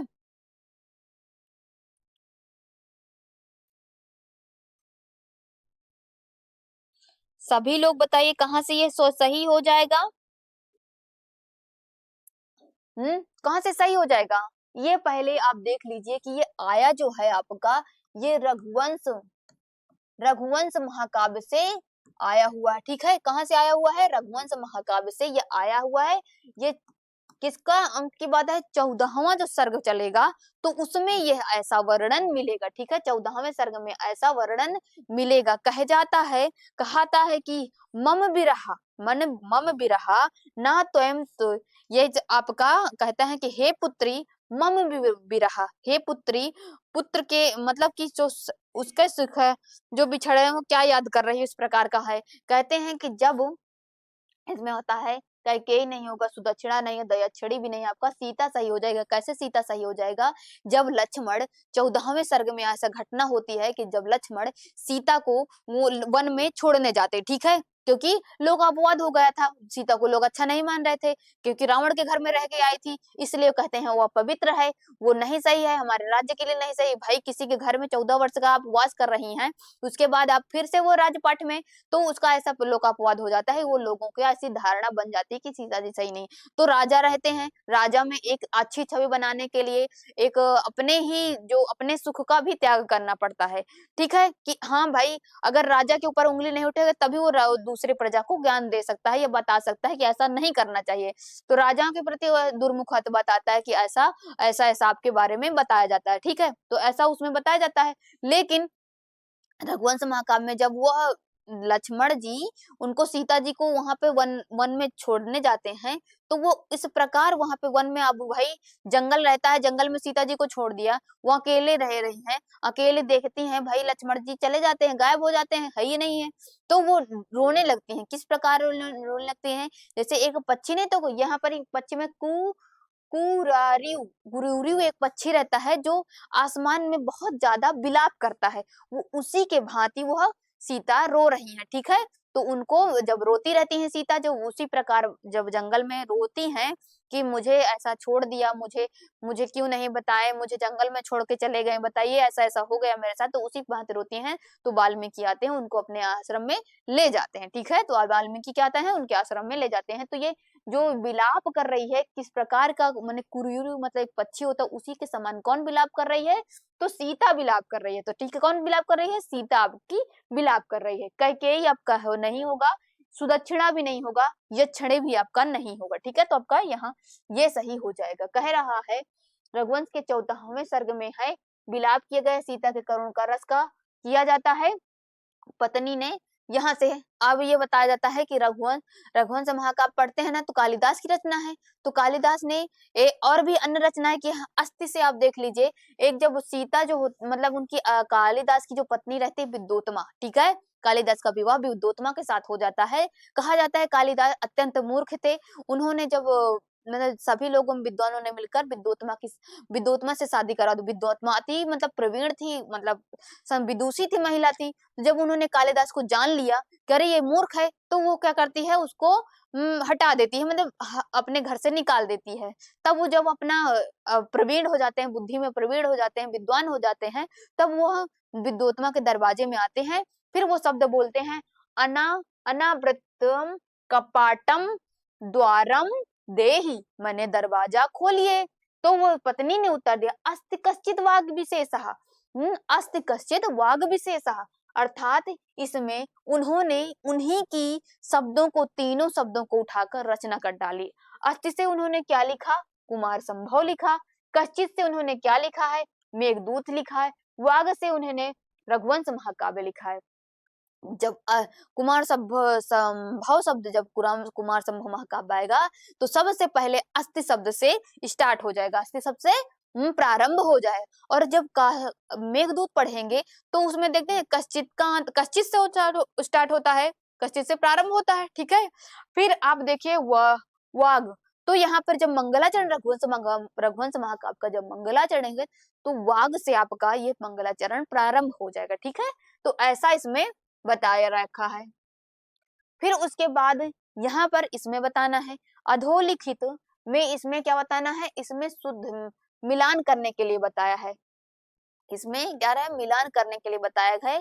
कौन सा आपका सही हो जाएगा, मम विरहज न त्वयं त्वेसी सुचि गणीयसी, और ये फिर यथा स्त्री तथा वाचम साधुत्व दुर्जनो जनः क्रम भाग्य क्रमेण ही धनानि भवन्ति यान्ति। फिर इसमें सभी लोग बताइए कौन सा ऑप्शन इसमें सही होगा। ऑप्शन को सभी लोग देख लीजिए, कौन सा आपका सही हो जाएगा।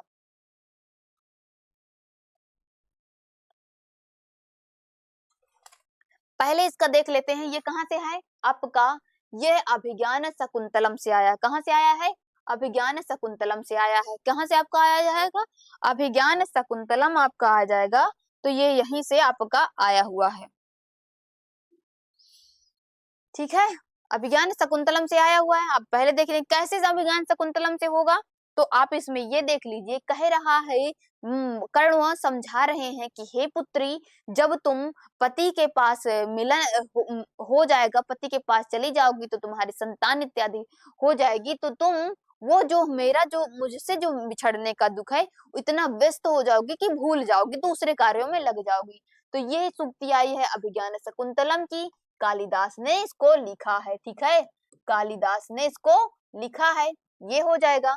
फिर उसमें आपका दूसरा आता है यथा स्त्री तथा वाचम, अंत इसका आता है उत्तर रामचरितम से, ठीक है। ये उत्तर रामचरित, इसमें कहने का तात्पर्य ये होता है कि स्त्रियों की पवित्रता तथा उनके चरित्र के मामले में बात की गई है। स्त्रियों की पवित्रता और उसके चरित्र के बारे में बात की गई है। कहते हैं कि लोग ना सीता के चरित्र की बात करते हैं। बताइए, ऐसी धरा से निकली हुई ऐसी पुण्यतिथि वो लोग चरित्र का प्रमाण के बारे में बात करते हैं, तो ये चरित्र के बारे में जो भी सीता के बारे में लांछन लगाते हैं, उत्तर रामचरितम में ऐसा घटना होती है। फिर उसके बाद यह भाग क्रमेण ही धनानि, तो ये आपका कहाँ से आया है कि वैसे ही कवियों की वाणी या रचना के मामले में है, अर्थात यहाँ पर बताया जाता है, कहते हैं। तो इसमें बताइए कौन सा आपका सही हो जाएगा, कौन सा सही हो जाएगा? ये जो भाग्य वाली जो बात की गई है वो कहाँ से सही हो जाएगी आपका? इसमें मृच्छकटिकम के बारे में कि जब बुरा समय चलता है ना, भाग्य भाग्य जब बदलता है, कहते हैं बुरे लोगों का काम अच्छे में बुराई ढूंढना होता है। कहता है कि इसमें जो होता है ना, इसका भाग्य के बारे में बात की जाती है। धन तो भाग्य के पहिए की तरह होता है। जो धन होता है वो कहते हैं कभी आता है तो कभी जाता है, लेकिन भाग्य की पहिए की तरह से होते हैं। आज तुम्हारे पास धन नहीं है तो ऐसे तुम काम करो, ऐसे मेहनत करो कि धन तुम्हारे पास आ जाएगा। फिर कभी किसी के पास धन रहता है लेकिन इस प्रकार के कार्य रहते हैं कि धन उसके पास नहीं रहता है। लक्ष्मी के बारे में अगर सबसे ज्यादा अच्छा बताया गया है तो सुकनास उपदेश पढ़िए, उसमें आपको लक्ष्मी किस प्रकार की होती है, वो कैसे रहती है किसी के ऊपर, इस प्रकार का वर्णन। फिर यहाँ पर ये पहला, अब लास्ट बचता है, ये तो रत्नावली का आपका हो जाएगा। किसका? रत्नावली। तो आपका बी नंबर आपका सही हो जाएगा। ठीक है, ना ए सही होगा, ना सी, ना बी। आपका क्या सही हो जाएगा? आपका ये बी नंबर ऑप्शन सही हो जाएगा। ठीक है, तो देख लीजिए, ये मैंने बताया विज्ञान शकुंतलम से है, मम्मी विरहा ना तो गड़ियसी है, उत्तर रामचरितम से है, स्त्री वाले के जो बारे में बात है, चरित्र के बारे में बात करते हैं, वो भाग्य के बारे में बात करता है, तो वहां पर भाग्य जो होता है वो उसके बारे में चारुदत्त बात करता है, मृच्छकटिकम में है। और फिर ये रत्नावली का हो जाएगा। ठीक है, रत्नावली का हो जाएगा, फिर ये रत्नावली से आ जाएगा। अब हम देख लेते हैं अगले नंबर पे होता है, अगला नंबर है, ये रचना पूछ रहा है कि बताइए ये रचना किसकी है। कहते हैं यादव अभ्युदय, कस्य रचना? यादव जो, यादवों का उद्भव जो होता है, अभ्युदय, अभ्युदय कहीं से वेदांत देशिका है, वस्तुपाल से है, मृत्यु गुप्त से है। बताइए, और चौथा ऑप्शन भी देख लीजिए, कौन सा ऑप्शन आपका इसमें सही हो जाएगा। ठीक है, इसमें आपको सभी लोगों को बताना है कौन सा ऑप्शन इसमें सही हो जाएगा।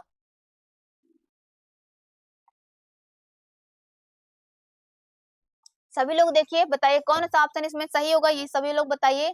21 नंबर का क्वेश्चन चल रहा है, इसमें बताना है कौन सा ऑप्शन इसमें सही होगा।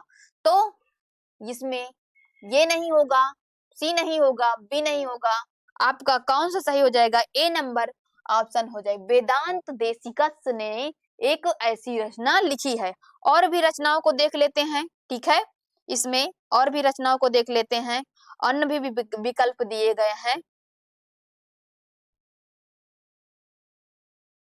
जैसे एक होता है वस्तु वाला जो होता है ना, वस्तु, वस्तु इसने नर नर नारायण।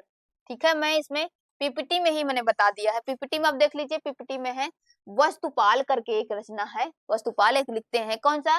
नर नारायण नंद, नर नारायण नंद एक करके लिखते हैं।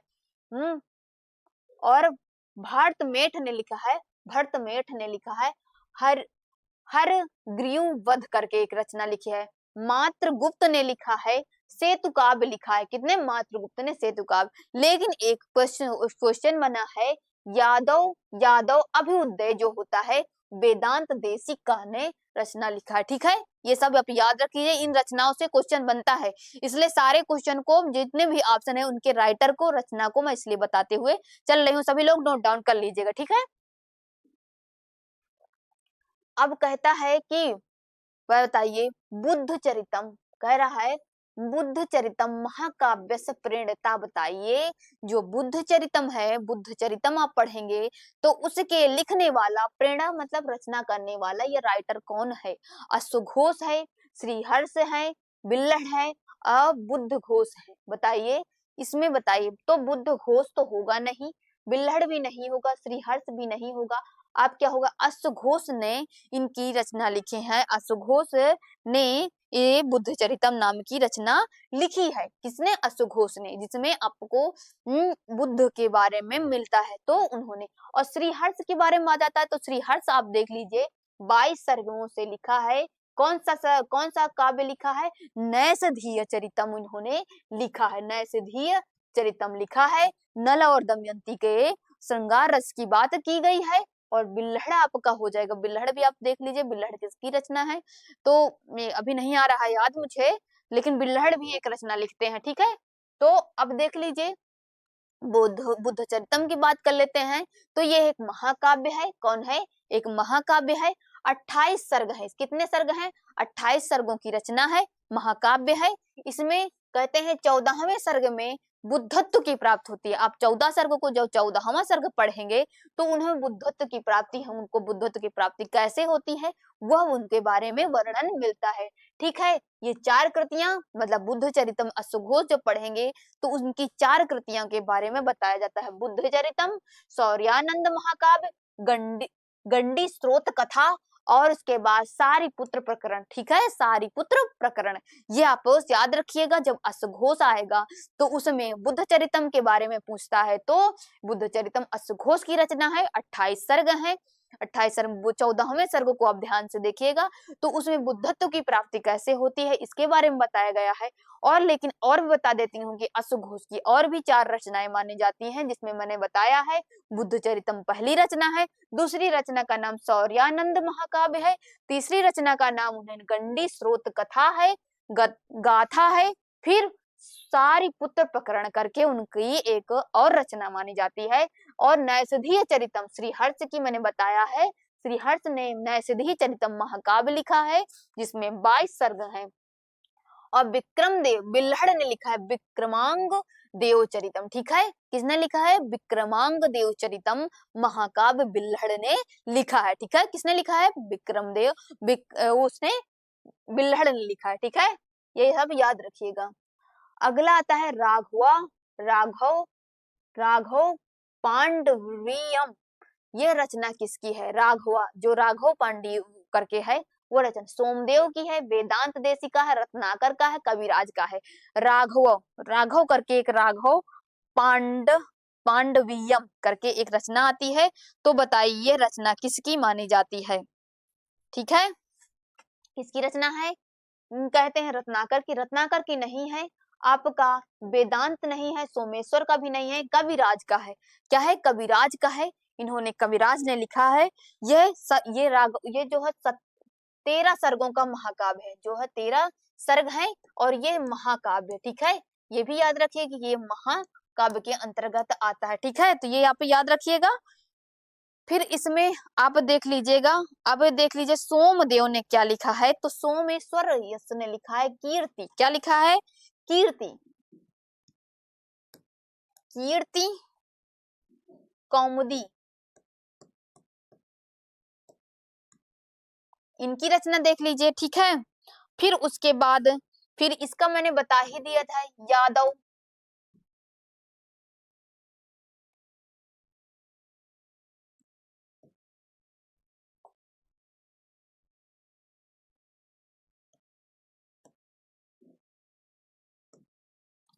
अभ्युदय जो करके है, इन्होंने लिखा है। रत्नाकर का याद रखिए, रत्नाकर ने लिखा है। रत्नाकर की रचना याद रखिएगा। रत्नाकर ने क्या लिखा है? क्या लिखा है रत्नाकर ने? देख लीजिए,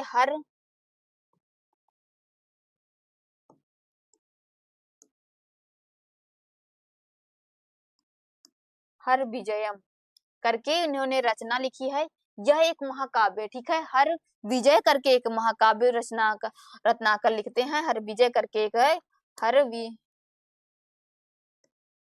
ये किसने? रत्नाकर ने लिखा है। और कहा जाता है संस्कृत जगत का सबसे बड़ा महाकाव्य यह हर विजय को माना जाता है, ठीक है। और इसमें 50 सर्ग हैं। कितने सर्ग हैं? 50 सर्गों का महाकाव्य माना जाता है रत्नाकर का। तो ये सब याद रखिएगा। इसमें राघव पांडवियम करके रचना आई है तो इसका कविराज सही हो जाएगा, ठीक है। कविराज इसका सही हो जाएगा। कविराज इसका चौथा ऑप्शन इसमें सही हो जाएगा। और इसमें 13 सर्ग है, महाकाव्य है, ठीक है। ये 13 सर्गों का है और ये महाकाव्य है। इसमें बताया जाता है कविराज की रचना है राघव पांडवीयम करके है, ठीक है।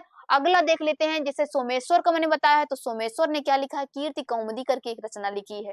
फिर उसके बाद वेदांत, वेदांत देशिकस्य का एक आया था, तो उसको मैंने बताया है पहले, एक इसमें ही एक क्वेश्चन बन चुका है। यादव अभ्युदय करके एक है, उसमें ये इसका सही हो जाएगा। फिर एक रत्नाकर आते हैं, तो रत्नाकर को याद रखिएगा, रत्नाकर सबसे इंपॉर्टेंट है, क्योंकि बताया जाता है कि वो संस्कृत जगत में सबसे बड़ा महाकाव्य लिखने वाले थे। उनका हर विजय करके एक रचना आती है, इसमें 50 सर्ग होते हैं, ठीक है। ये सारा का सारा वर्णन मैंने कर दिया है, ठीक है। देख लीजिए, ये राघव राघव के बारे, राघव पांडवियम के बारे में मैंने बताया है कि 13 सर्गों का महाकाव्य है। 8वीं शताब्दी, 12वीं शताब्दी या के बारे में है। इसमें बताया जाता है कि राम और नल के जीवन के चरित्र का प्रत्येक पद में प्रतिष्ठित, राम और नल का जीवन चरित्र जो होता है प्रत्येक पद में प्रतिष्ठित किया गया है, ऐसा वर्णन होता है, ठीक है। इसमें ये याद रखिए, ये महाकाव्य है, 13 सर्ग हैं, इतना सब जरूरी है, इतना सब याद रखिएगा, बस हो गया। फिर उसके बाद बताया जाता है अनार राघवम, कहते हैं अनार राघवम करके नाटक है, उसने किसने लिखा है, तो बताइए। भवभूति ने लिखा है, भास ने लिखा है, विशाख दत्त ने लिखा है, मुरारी ने लिखा है। तो आपका भवभूति नहीं होगा, भास भी नहीं होगा, विशाख दत्त भी नहीं होगा, आपका क्या सही जाएगा, मुरारी हो जाएगा। कौन सा होगा, मुरारी आपका सही हो जाएगा, क्योंकि अनार व राघवम करके मुरारी की रचना है, मुरारी ने लिखा है। यह क्या होता है, मुरारी ने लिखा है इसको, और ये कहते हैं कि 7 अंक है, इसमें कितने अंक है, 7 अंकों का यह नाटक माना जाता है। ये अनार राघवम करके एक है, ये 7 अंकों का नाटक माना जाता है, ठीक है। मुरारी ने इसको लिखा है। फिर आप बता देते, ये पूछ लेता है विशाख दत्त, विशाख दत्त मैंने बताया है मुद्रा राक्षस एक रचना होती है, विशाख दत्त की रचना है मुद्रा राक्षस। मुद्रा राक्षस भास में मतलब 7 रचनाएं मानी जाती है, प्रतिभा नारायण नहीं वो प्रतिमान नाटक, प्रतिमान नाटक और अभिषेक नाटक, और फिर कर्णभार करके आता है, और स्वप्नवास दत्त, बहुत सारी रचनाएं उन्होंने लिखी है, ठीक है। तो ये भास की रचनाएं, कुछ रचनाओं को याद रखिए। भवभूति, भवभूति तो उत्तर रामचरितम बहुत ही अच्छी फेमस है, तृतीय अंक पे विशेष रूप से ध्यान रखिए, तृतीय अंक ज्यादा ही इंपॉर्टेंट है। ये भवभूति का बताया जाता है, इसमें करुण रस के बारे में बताया गया है, ठीक है। तो ये सारा का वर्णन हो गया है, और लेकिन ये पूछ रहा है, प्रश्न बन रहा है कि अनार राघवम जो नाटक होता है वो कहाँ से है, तो आपका मुरारी इसमें सही हो जाएगा। क्या सही हो जाएगा, मुरारी इसमें सही हो जाएगा, ठीक है। मुरारी सही हो जाएगा। मुरारी जो है वो क्या होता है, मुरारी के द्वारा अनार राघवम करके एक रचना आती है, 7 अंक है इसमें, ये नाटक ग्रंथ है। अलंकार शैली का उत्कृष्ट दर्श काव्य है, शब्दालंकार अर्थालंकार की सुंदरता के साथ इसमें प्रयुक्त हुए। मुरारी ने प्रसिद्ध रचनाकार नाटककार थे, उन्होंने राम कथा और अनारवघरम करके एक रचना करके लिखी है, ठीक है। ये सब आपको ध्यान रखिएगा, ये मुरारी की रचना है। अनारवघरम जो अनार राघवम जो रचना है वो मुरारी की है, ठीक है। ये नाटक है, 7 अंकों में है, ये सब याद रखिएगा।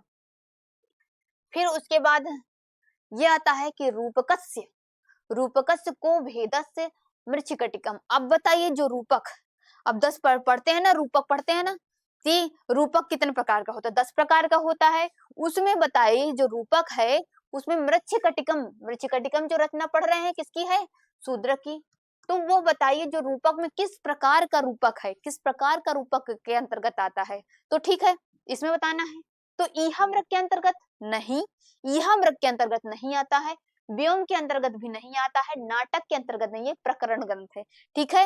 रूपक जो होते हैं 10 रूपक आप पढ़ेंगे ना, तो उसमें रूपक के प्रकार बताए गए हैं, और रूपकों में जैसे ईहा मृग हो गया उसमें किस प्रकार की रचना की गई है, और व्योम हो गए उसमें किस प्रकार की रचना की गई है, नाटक हो गया तो नाटक में किस प्रकार की रचना की है, सारा का चीजें उसमें वर्णन मिलता है। तो इसमें मृच्छकटिकम की बात की जा रही है, तो बताइए मृच्छकटिकम किस रूपक के अंतर्गत आता है, ये प्रकरण के अंतर्गत आता है। किसके अंतर्गत आता है, प्रकरण के अंतर्गत आता है। प्रकरण में कितने अंक होते हैं, 10 अंक होते हैं। मृच्छकटिकम में सामाजिक घटना के बारे में बताया जाता है, जिसमें एक गणिका रहती है, वसंत सेना नाम की रहती है, और उसमें एक पात्र रहता है चारुदत्त, उसमें वो गरीब हो जाता है, तो उसमें किस प्रकार की समाज होने लगता है, वो सामाजिक घटना पर आधारित रहती है, ये सब बताया गया है, ठीक है। इसमें ये बताना है कि ये बता दिए, इसमें कहते हैं एक रहती है ना गणिका रहती है, किसके कहते हैं कि ये धीर प्रशांत कोटि का नायक रहता है। ये सारा चीज मैंने बता दिया है। अब देखिए रूपक की बात कर लेते हैं। रूपक में क्या क्या आता है, तो नाटक आता है, व्योम आता है, ईहा मृग आता है, ठीक है। कहते हैं ईहा मृग आता है, रूपकों में आता है, कहते हैं नाटकम अथ नाटक, नाटक हो गया, प्रकरण हो गया, भाण हो गया, व्योम हो गया, समाकार हो गया, विम डिम हो गया, ईहा मृग हो गया, अंग हो गया, ईहा मृग हो गया, वीथी हो गया, प्रहसन हो गया। ये रूपक के 10 होते हैं। 10 रूपक में भी बताया गया है और साहित्य दर्पण में रूपक के लक्षण के बारे में बताया गया है, ठीक है। तो ये मृच्छकटिकम की बात कर ले रहा है। तो मृच्छकटिकम किस प्रकार के प्रकरण में आता है, तो ये प्रकरण ग्रंथ में आता है, ठीक है। किस प्रकार के में रूपक के अंतर्गत आता है, ये प्रकरण ग्रंथ के अंतर्गत आता है। ये सब याद रखिएगा, ठीक है। फिर अगला नंबर है, फिर यहाँ से मैं यहाँ तक बता दी हूँ। ये अगला नंबर क्या है, 26 नंबर से, ठीक है। 26 नंबर से आपको इसमें बताना है। कहते हैं सतीव योषित प्रकृतिश्च निश्चला पुसाम भावांतरे इति सुभाषितम। बताइए ये जो आपका आया है कहाँ से आए, शिशुपाल से आए, नैषधि चरितम से, रामायण से, किरातार्जुनीयम से आए। सभी लोग बताइए आपका क्या सही हो जाएगा, सभी लोग बताइए, सभी लोग देख कर बताइए कौन सा आपका सही हो जाएगा, ठीक है।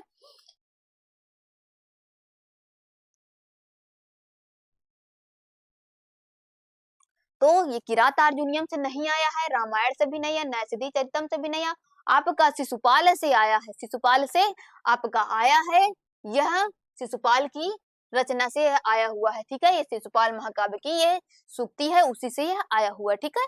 अब अगले देख लेते हैं, रामायण तिलका इति नामना टीका। जो रामायण तिलका नाम की जो टीका है उसके प्रणेता कौन है, पहले का नाम है अहो बला है, कि राम वर्मा है, माधव योगी है, बैजनाथ दीक्षित है। बताइए सभी लोग बताइए इसमें कौन सा आपका सही हो जाएगा, ठीक है। रामायण तिलिका के शब्द का पूछा गया था, तो कहीं बताइए कौन सा होगा। अहो बल नहीं होगा, माधव योगी भी नहीं होगा, वैजस्य दीक्षित भी नहीं होगा, आपका राम वर्मा सही होगा। रामायण जो तिलका होती है उस पर टीका लिखने वाले विद्वान का नाम है राम वर्मा करके एक विद्वान है, उन्होंने ही लिखा था, ठीक है। ये रामायण उन्होंने इसमें लिखा था।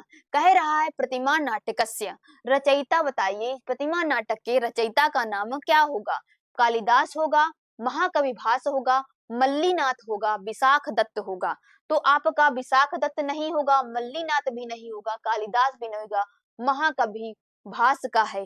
प्रतिमा नाटक एक ऐसी रचना है जिसमें मैं कॉलेज में पढ़ती थी, तो उसमें प्रतिमा नाटक का नाम का नाटक हुआ था, तो उसमें मुझे अच्छे से मालूम है कि उसमें प्रतिमा नाटक में क्या क्या वर्णन होता। आप भी उसको अगर जानना चाहते हैं तो उसके सारांश को देख लीजिएगा, या किसी में ये अभी देखिए कुछ जो ग्रंथ होते हैं, कुछ कहानियां हैं याद होने, जैसे आप कोई फिल्म देख के आए तो फिल्म की सारी घटना के बारे में, किस प्रकार का कौन सा पात्र है, किस प्रकार घटित होता है, सब आपको मालूम हो जाता है। उसी प्रकार ये जो प्रतिमा नाटक है, तो इसमें बात की जाए प्रतिमा नाटक में किसने लिखा है, तो महाकवि भास ने लिखा है। इसमें रामचरित्र के बारे में वर्णन आपको मिलता है, ठीक है। अब मैंने 28 तक आपको बता दिया है, अगली कक्षा में अगले में बताऊंगी। इसी के साथ मैं कक्षा में विराम लेती हूँ। अब हमारा 29 नंबर का जो क्वेश्चन है, 29 नंबर क्वेश्चन से मैं बाद में आपको बताऊंगी, ठीक है। नमस्ते।